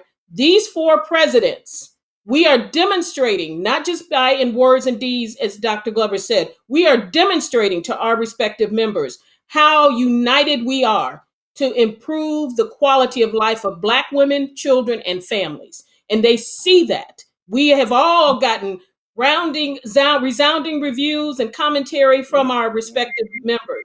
They see it. It's real. Well, I can say normally the last person always has to say something, repeat some of what everybody else say, but I'm going to say that it comes from the top. This is one group of women I can say from my heart, I love them.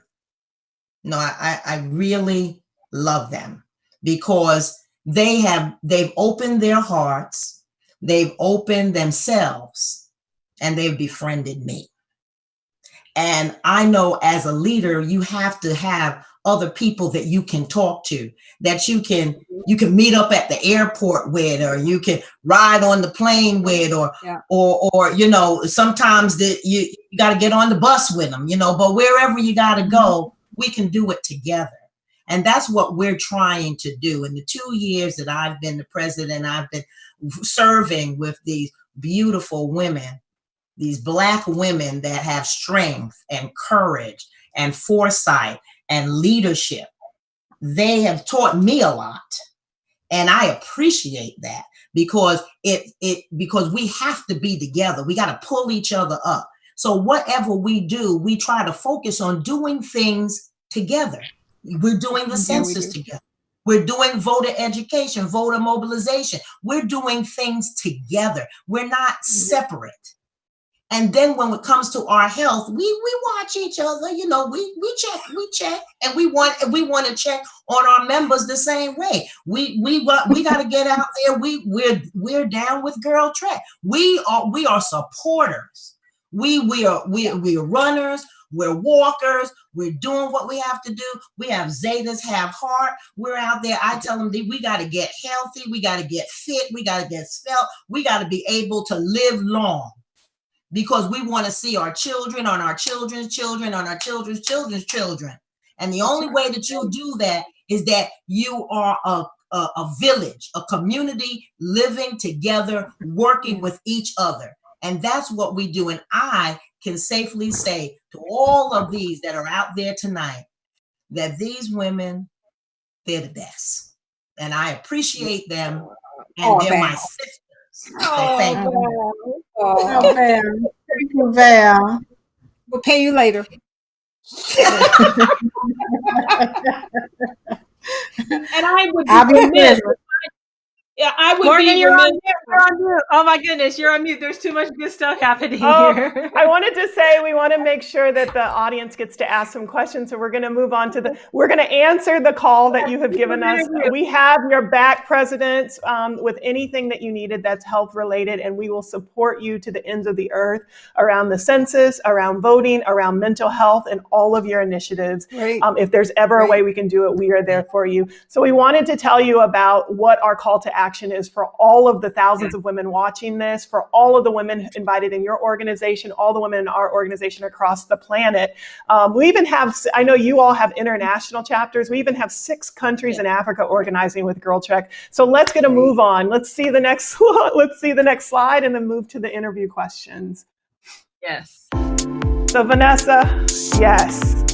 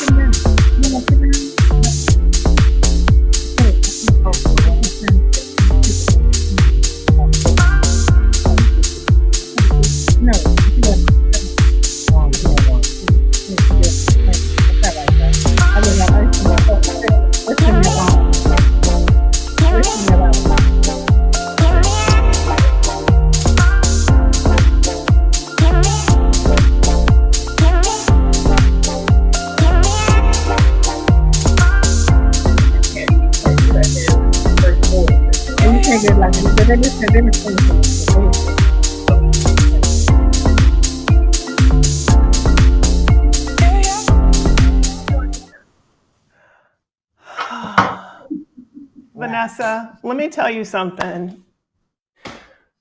I believe this. We are 700,000 Black women strong with the support of those dynamic women who just came on. I know without a shadow of a doubt that we can be at 1 million Black women walking in the same direction for our health by the end of this year. If you are watching this, if you have enjoyed this, share this with every woman you know and ask them to join us in a united health movement, a demonstration of unity where we will walk together in the streets of our neighborhood and do everything we can in the spirit of safety around COVID. And we're going to talk about that in a second. We have a very special challenge coming up for you. It is a solo challenge where we want you to get your heart, your mind, and your spirit together for the days, weeks, and months ahead. As our president said earlier on, this season, particularly November, is going to require us all to be in our best shape ever so that we can protect the rights that all of our foremothers have fought for over the years. So here's a call to action. June 1st, check your inbox. First of all, you have to go to girltrek.org and make sure you take the pledge. The pledge just says, I am going to walk at least one day a week in solidarity with women, Black women across the country. So take the GirlTrek pledge.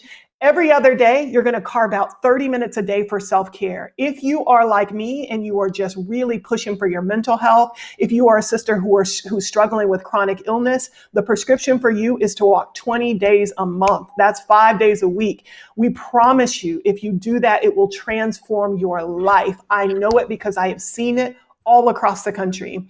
So we're going to sign up at girltrek.org, www.girltrek.org, take the pledge.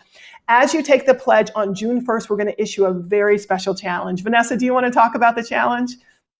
GirlTrek is the funnest, most amazing, most hypest crew of Black women taking over to the streets. We wear blue shirts. We are the superheroes. Stop playing. That's what they need to know. No, I'm not kidding. The challenge is going to have accountability. It is going to have inspiration. It's going to have a daily touch point with thousands of women. It's going to have me and Morgan stewarding you through the process. We will be learning about our foremothers and who we are the daughters of. It will be fun. It will be safe. And especially in this moment where we have been inside and we are locked down and we are dealing with the stresses of the world, we must get a hold of our physical, our mental, and our spiritual health. And this is GirlTrek rallying to do that for Black women. So definitely join us for that. I'm excited by it, Morgan. And I'm excited that the women coming on to ask questions in this last part of this interview. Because look, they was like, oh, we need some real sorority women to come on and ask the questions. And it's not me and Morgan. The interview is about real. Who are we bringing on first, Morgan? I'm not sure. I don't either. Sure. Althea is first. We have Althea. All right, Awesome. Cue her up. There we go. Oh, there you are. Wonderful. Hi. Hey, Morgan. Hey, Vanessa. Hi. I love my GirlTrek family, so I first had to say hello to my GirlTrek family. There I am, Althea Lawton Thompson. And I am an excited 30-year life member of Alpha Kappa Alpha Sorority Incorporated. So my question is to you, Madam Supreme President Dr. Glover. How are you this evening? Great. How are you? I am fantastic. I know that in 2018, you instituted an unprecedented program called Walking with the Supreme that allowed members of our sorority to strive for 8,000 steps per day and to log in their steps online. More than 70,000 sorority sisters, including my golden soror mom, Dr. Thelma Lawton, who is watching us tonight, were posting pictures and videos of themselves walking with other sorority sisters, with friends, with family on the Walking with the Supreme Facebook group. What led you to start this program? Because we've had health initiatives as platforms within Alpha Kappa Alpha for many years, but this was unprecedented. So what led you to start that, and what impact do you believe that it's had not only on the sisterhood of Alpha Kappa Alpha sorority, but on the overall state of Black women's health across the board? Well, thank you for asking that. We know that the Black women's health issues we know what they are. We know the heart issues, we know we have high diabetes, we have high blood pressure, and many times it's because we don't do something simple like exercise. And so we thought if we just started walking for our heart health, to take care of our hearts, to walk daily, and if we can log in, wasn't an average, but they were saying 8 to 10,000 steps per day. So we said, let's take the lower end of that and we can raise it. You know, COVID-19 has kind of stopped a lot of things, but we're encouraging people to walk inside your home, your house, walk through the house, walk around the house, go outside. But right now, I think because if this disease has taught us anything, if COVID-19 has taught us anything, it has brought to light the disparities in health that have happened across the years. It's not, yes, we with high blood pressure, yes, we're more susceptible to diabetes, and yes, we have respiratory challenges, but it goes back to why we have this. It's not that we don't really take care of ourselves, so we can't really blame ourselves so much, because this is the inadequate funding for healthcare. This came about because sometimes we didn't accept healthcare that came from Washington. There are times when there was such discrimination in healthcare and how we treated African Americans. And so there are a lot of reasons why underlie why we have those 3 out of 5 top 5 reasons for COVID-19. So that's why I tell people, do not beat yourself up because you have one of the illnesses, one of the 5. But walking is something that everybody can do. I mean, if you can walk, if you can take a step, you can just walk through your house. Get on the treadmill. Sometimes I can't get outside. I will walk on the treadmill, get on my treadmill and talk on the phone and walk. And then I took it to my university to walk around the football field, and the students would join me. But many of them join me just to ask me questions about things. Why doesn't my window won't close up, and why isn't my loan on my account yet? They were asking me questions, but they were still walking with the president. I think because the health is just so important to walk every day. It makes you feel much better. If you can It get in a does. good walk each day, you just feel so much better. And it's a mental thing. It works on your mental health also. And so we have to continue. I can't wait till this is over. Once I got out of the house, and two, so we can get back to walking outside in that fresh air. Thank you. That's right. Thank you so much for your answer, and thank you for your leadership. Thank you.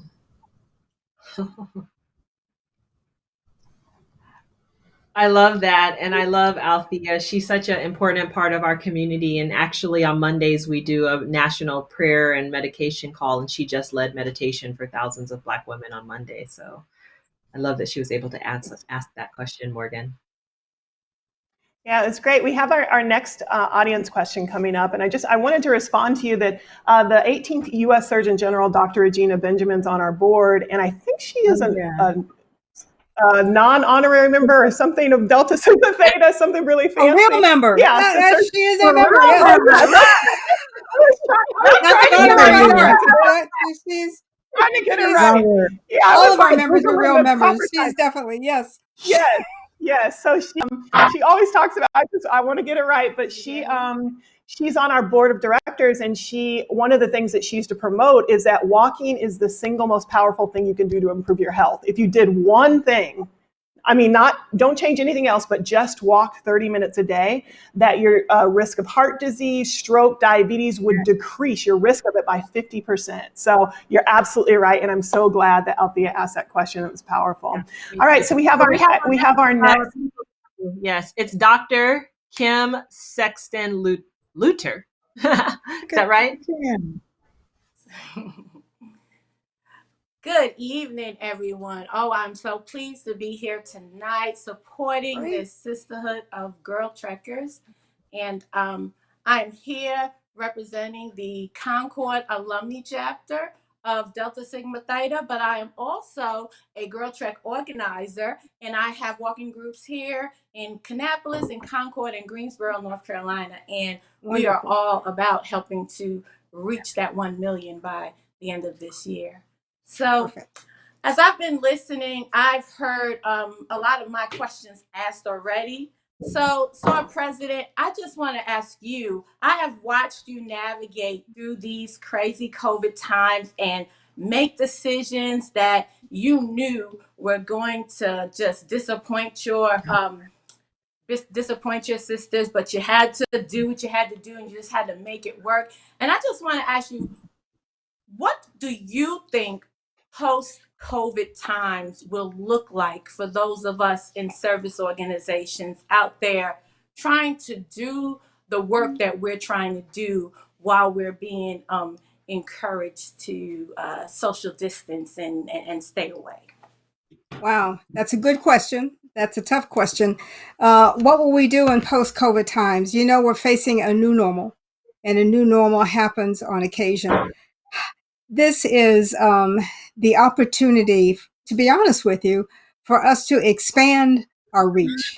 And as difficult as the situation is, and as difficult as COVID is, the changes that are happening, we've polled our source to find out what their circumstances and where they are.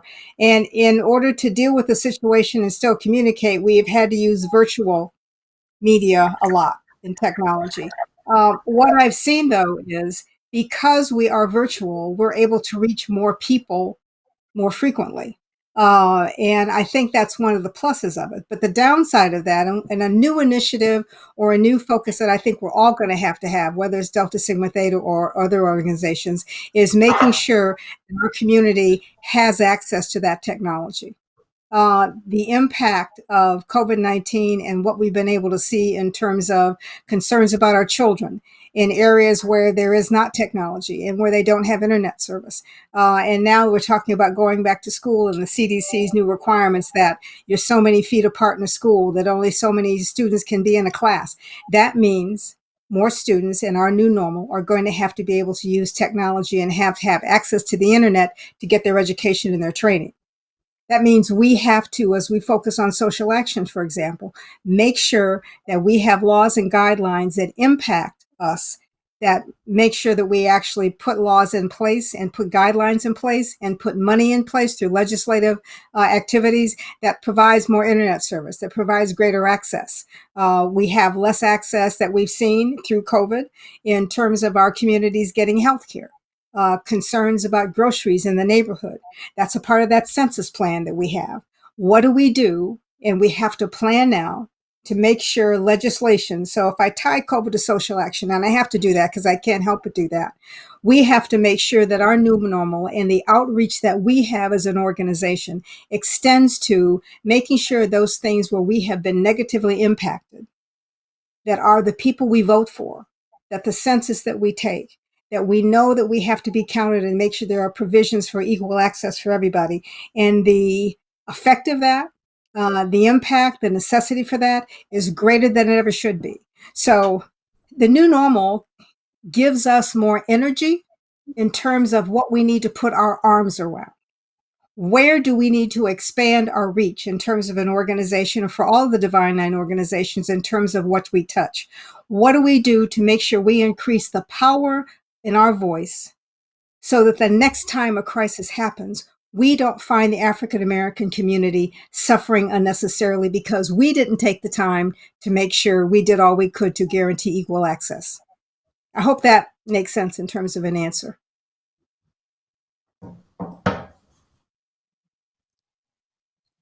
President, it did make sense. And President Smith, can I ask one follow-up question? We've been talking about this social action right now, and I know that there's an election coming up, a huge election for our country in November.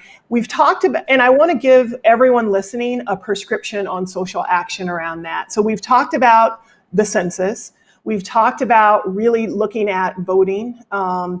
Is there anything else we need to pay attention to, we need to do, we need to read before that time comes up?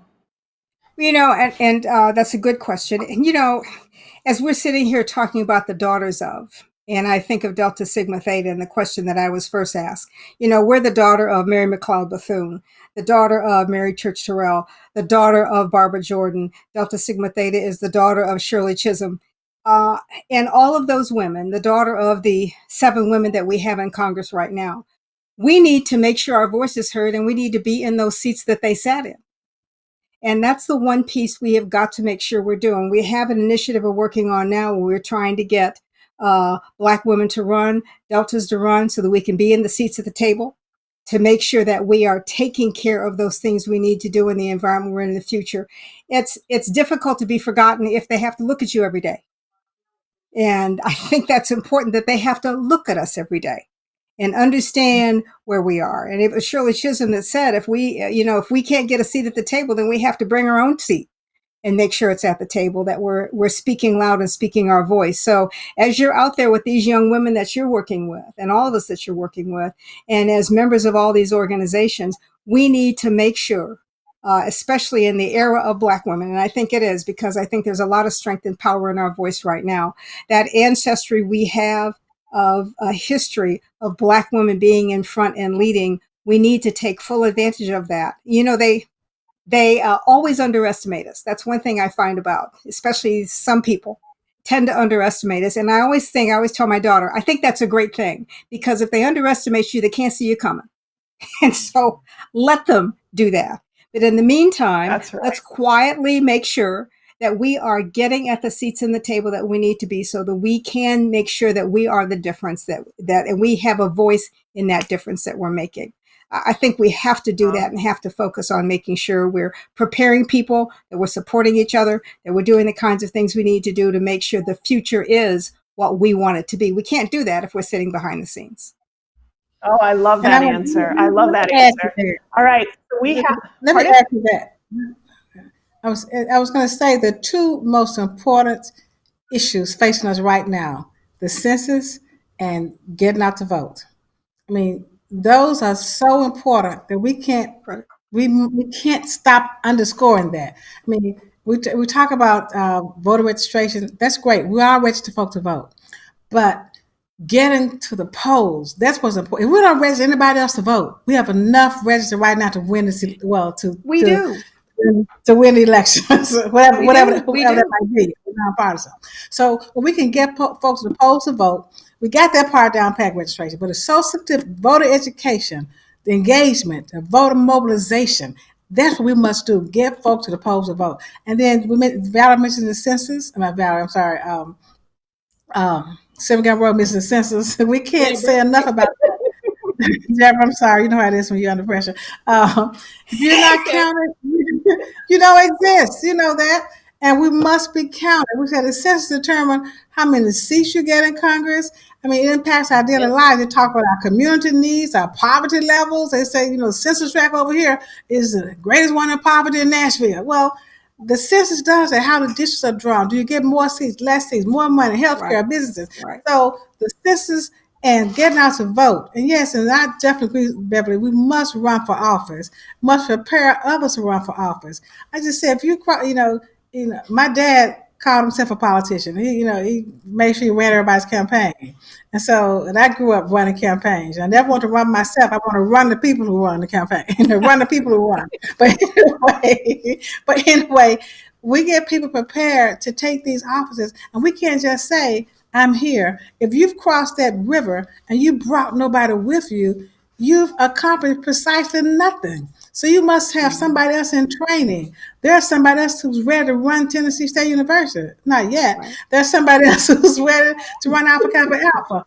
So you have to keep people in training so they're ready to move up to those positions. The city council, the mayors, the governor, the vice president. We're talking about we signed an agreement to get somebody to run for a black woman on the president's ticket. But I just want somebody who can win. I want a president who can just win now. But I'm just saying, so get prepared to move on up to these positions. You can't stay where you are and expect African Americans to move up. You are the ones who must move up. You must stick to positions. You must say within yourself, I can win that position. I'm going to run. I can mobilize, and I can run, and I can win. And we must support the younger folk who are out there running and let them win.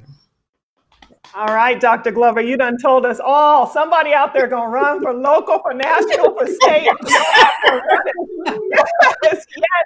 We have our next interview coming up here. Oh, it's Coach Robin. Hi, Robin. Hey. Hello, Morgan. Hello, Vanessa.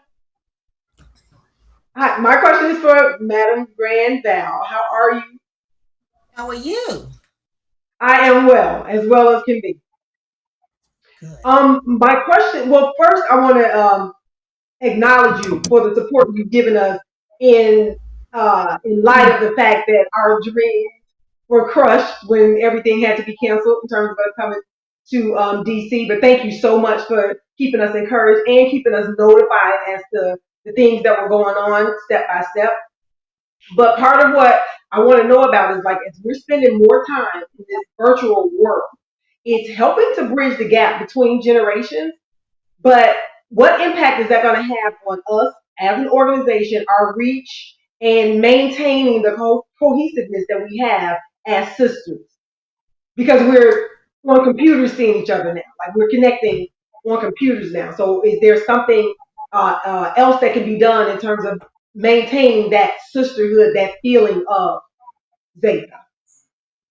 Well, that's a very good question, because we're all facing this new normal that we're in, and we are reaching so many more members by being in this stay in place situation. I believe that there might be a new ailment called the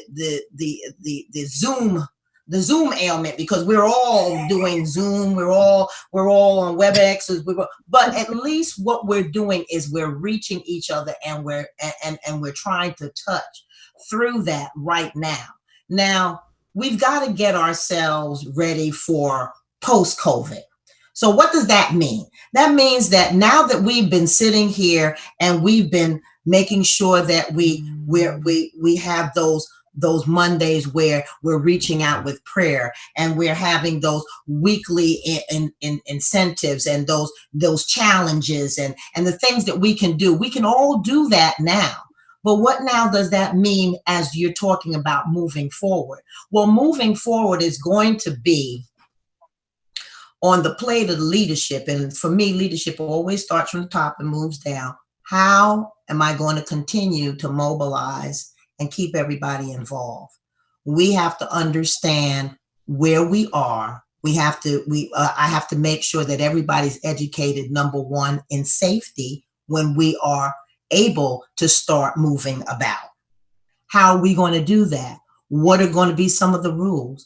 How are we going to be with each other? These are the things that we're going to continue to talk about. We're going to continue to get the sisterhood ready to do. And then we're going to go out and we're going to be about the business. We're going to resume. It might not be the same way we've done it before COVID, but we're going to resume activities. We're going to be able to do certain community service work. We're going to be able to start going back into, bringing in new members. We're going to be able to start seeing each other maybe in smaller groups, not as large as we used to with our regionals and our states meetings and national, but we're going to ease everybody back into a different type of situation. But what I'm going to continue to preach is that we have to have patience.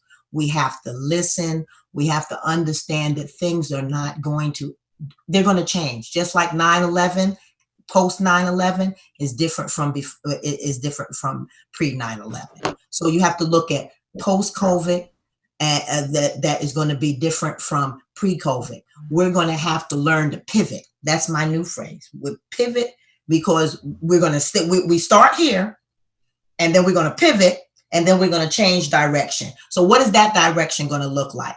That is my job, to make sure that I am working with the leadership to craft the change, the direction, the things that we need to do to make sure, number one, that I am sure that my sisterhood is safe in the things that we're going to do. And then I want you all to make sure that the things that we do, the activities, the challenges, the social action, the community service work, that we still have that in the top of our mind, and that we're going to be able to do that in maybe a different way.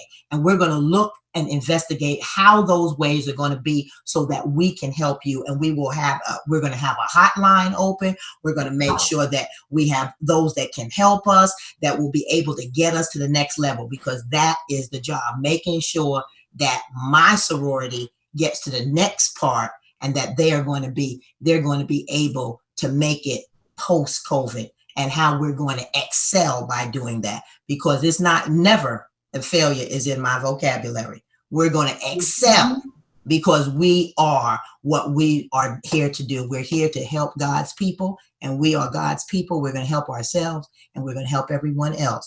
And we're going to do it in a fashion where it's going to be safe for all of us, and we're going to work together while we do that. Thank you. Perfect. You're welcome. President Hollingsworth Baker, that was perfect. And you raised something for me that I actually just want to say directly to our members. In the video that you saw all these beautiful groups of sometimes hundreds of women walking in neighborhoods. For our members, it is absolutely essential that you practice social distancing. Our community is adversely affected by this crisis, and safety is our number one concern. Vanessa and I and the GirlTrek's national staff, we wear a mask. We wash our hands, and we walk as solo trekkers right now, because also what the CDC says is that we need fresh air, sunshine, and exercise, but we have to do it in the safest way possible. So I will certainly be following up with you, President, just to make sure that everything is safe, because it looked like you got the standards. You got the standards down there. We have them down, because everyone is going to, that's our job, to make sure that our membership is safe, and what they're going to do. And like I said, sometimes people don't like everything that you're going to say, but I'm saying it because I want them to be healthy and safe, and we're going to practice and do what we're supposed to. to make Yes, it I happen. will personally reach out to you and make sure we meet that Zeta threshold of safety and keep all God's children safe for sure. And then the last thing in that conversation before we go to our last question is that Coach Robin asked about generations. And I just want to make sure that every woman out there knows that you can walk at whatever age with us. And that actually our most senior walker, I think Grandma Nan in Philadelphia is 95 now, I think she is. And she calls everybody out all the time when she walks 5 days a week. And her whole family, her daughters are all AKAs. She may be AKA too, but there's a whole family of AKAs that walk in Philadelphia. So I just wanted to know that our youngest trekker is maybe on our staff, a newborn baby who has a little GirlTrek shirt. And then our eldest is Grandma Nan in Philadelphia, as we know. So everyone's welcome, no matter what part of your journey you're on. And our last interview, please stay tuned. We cannot wait. Is she on the line? Ready with Marcia. Yeah. Marcia. Oh, it's Marcy. It's Marcy. Hi. Yes. Right. Good evening, everyone. I consider it an honor to be with my GirlTrek sisters. I've been with you guys for quite a while, so I'm glad to be here and to continue to support you in any way that's possible. And I'm also a 20 SGRhos, so I consider it especially an honor to be able to speak to Madam Grand this evening. So the question I have, of course, we are preparing as a sorority to go into our centennial in a couple of years in 2022. And as we've always been connected to the diaspora and across the globe with our international sisters, in what ways as a sorority are we going to be embracing more of that international sisterhood as we continue to move forward and into our next century? Well, first of all, greetings, Sir Thomas. It's great to have you on with us this evening, and thank you for your question. What we are working with as it relates to our international membership, again, we recognize the fact that's already been stated throughout this program and in other places, the difference that COVID-19 is having on our daily lives and how we engage and how we come together as a people in its totality. So we are definitely in a position and in a place now where we're going to have to rethink how we engage. And so back to previous comments and what we've already been doing, Zoom and GoToMeeting and WebEx and all kinds of tools, technology tools, we are going to continue down that road for the foreseeable future based on the forecast from our science doctors and other healthcare authorities on what it's going to look like moving forward, even into 2021. And so I would imagine that Sigma Gamma Rho is going to have to make that course correction. It's all about adaptability and being sure that we are putting ourselves in a position to recognize where we're going to have to make those critical changes. We can't continue practices that we've done in the past, not with COVID-19 in the mix as it stands at this point in time. And so it also gives an opportunity, a welcome opportunity to refresh and reimagine how we engage and how we interact with each other. And because of COVID-19, it has really forced us to that place. And so we have embraced that place that we sit in today, recognizing it's an opportunity to reimagine how we connect with our sorors at our centennial in 2022.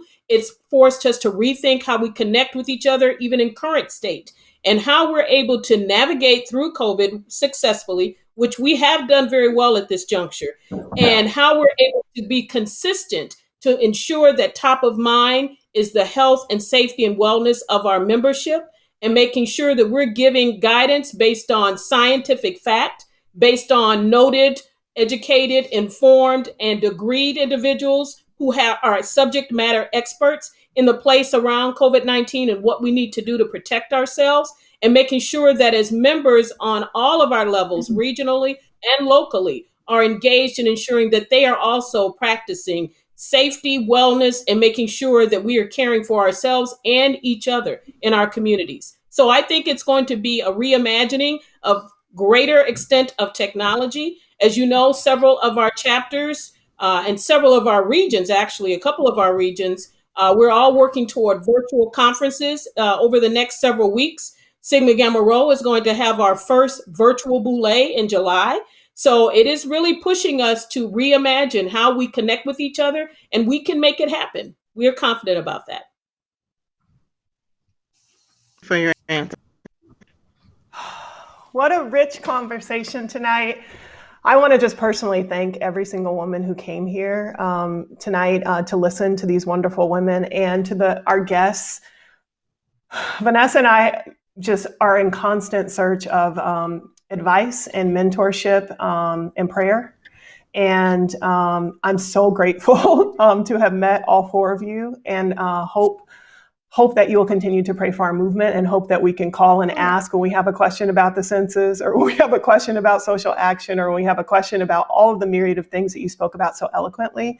And one tradition we have in GirlTrek is just ending with gratitude. And just one thing that you're grateful for now. And I just want to encourage the audience to just send out a whole wave of gratitude into the world by first thanking our guests, and then just putting one very specific thing that you are grateful for in your life this moment, to just send some waves of greatness and in celebration of this Black sisterhood that we forged.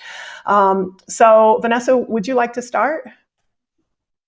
Yes, absolutely. I'm grateful for the entire team that behind the scenes for months, and literally this project has been years in the making, has put their heart and soul on the line to make this happen. Starting with the full-time members of GirlTrek's national staff, starting with Onika Jervis in particular, who has been the drum major for this sorority conversation to happen. She believes so fervently in this sisterhood. She is an AKA, but believes so fervently in this sisterhood, and has held us accountable to creating this space. I want to thank her specifically, and just hold up our entire team. A shout out to Lily on our team, who does all the marketing behind the scenes and social media. It's her birthday today.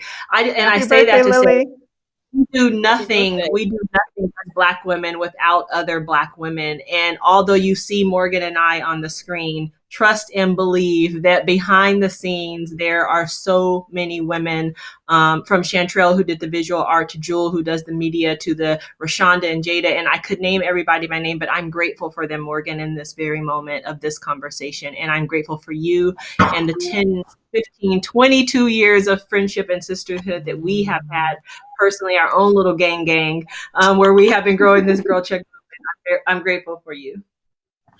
Awesome, and I'll do mine quickly. I'd like to. I am grateful for actual grace. Actually, today, our team made lots of things that went right, and we made a couple of mistakes. And President Hollingsworth Baker, you gave us so much grace, and our chairwoman Tulane, who helped us navigate it. This is hard, and if it wasn't hard, people would have done it before. And so I just thank. For all of the mistakes we made, I thank all of you for being so forgiving and loving so that we can make this happen. And so I just thank God for grace in this moment. Any other gratitudes? Well, I'm grateful for the honor and privilege to serve and lead such an amazing sisterhood, to lead Alpha Kappa Alpha, to serve in this present environment.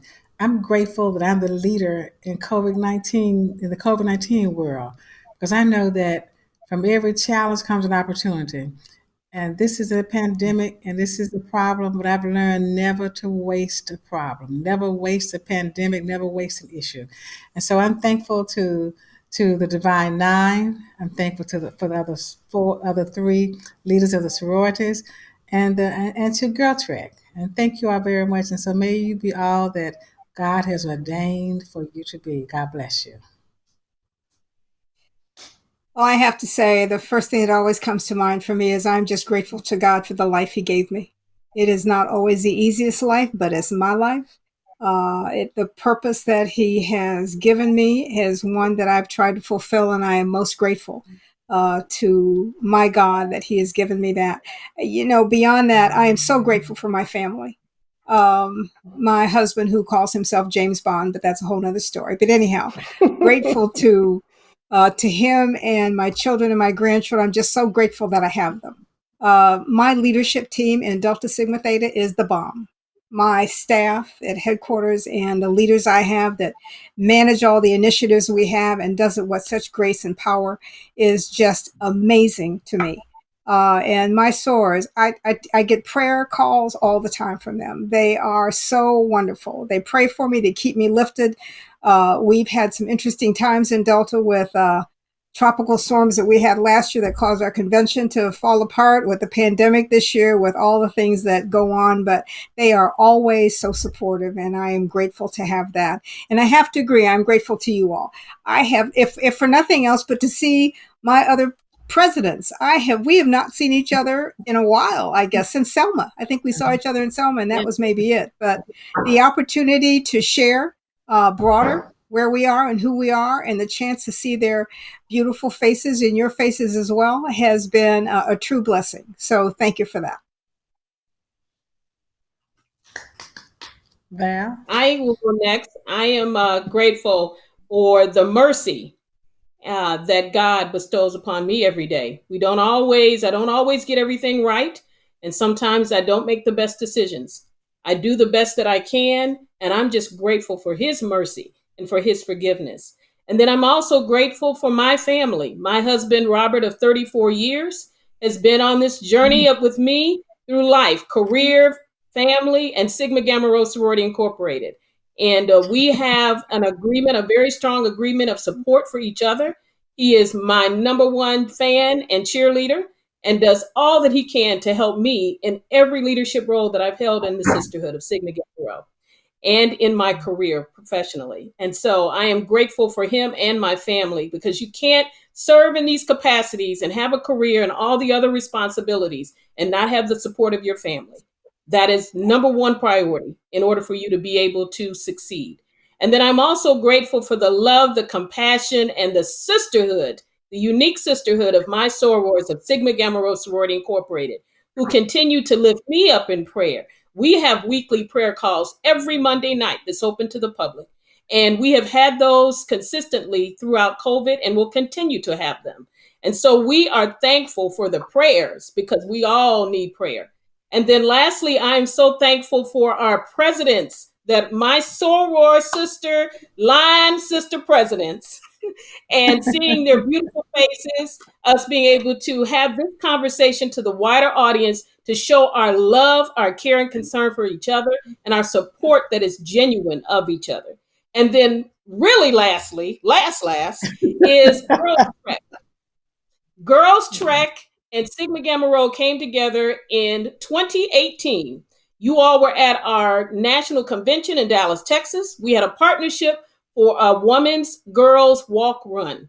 And that was my first encounter with GirlTrek. And I am so excited and overjoyed at the growth of your organization. And we need to give you all a round of applause for the amazing work you're doing in our communities on behalf of Black women.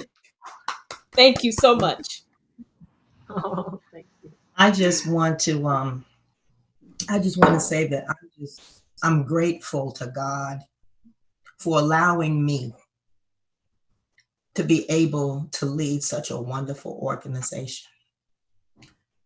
I get kind of emotional because people sometimes don't understand how hard things really can be as a leader, and your responsibility for being in charge and taking care of those that you're in charge of, because that is the duties that you've been voted into. So I thank God for having given me that perseverance to push through, to push the needle, to help my sisters, to be there for them, because they've been there for me. I want to publicly thank all of my sisters, because they've lifted me up when I have felt down. And they've given me true love that I need, because I am an only child. I come from a family of immigrants, and I've never had that kind of real sisterly bond that I have had with Zeta Phi Beta sorority membership. I want to thank my husband, who we all lovingly in Zeta call Mr. B. He's been my friend. He's been my rock. I can't do without him. He's there for me every moment of the day. He's a first responder, and he works in the Bronx. He's an officer, and I worry about him every day. But I know that I have to be strong for him, and I try to exercise, and I try to walk, and I try to do the things because I know that I can't get sick, and he doesn't have anybody to be with. So I thank God that he gives me that much release that I can do that, so I can make sure that I am there for him as he is here for me. And I want to thank GirlTrek for this opportunity, because I've seen my friends this evening, and I miss you all. And I thank you all for really bringing together Black women and telling them how important it is for their health. You need to be healthy. We have to live longer. We have to be here for each other. So please, whatever anybody does, remember, be healthy, see your doctor, eat right, walk, do the things you need to do so you can be here for your children and your children's children. I thank you all so very much. Thank you, Val. Thank you. Thank you, Val. And with that, we will close. Thank you, everyone, for joining us. We appreciate it. Goodbye, everyone. Thank you so much. Good night. Good night. Love you, sisters. Love you.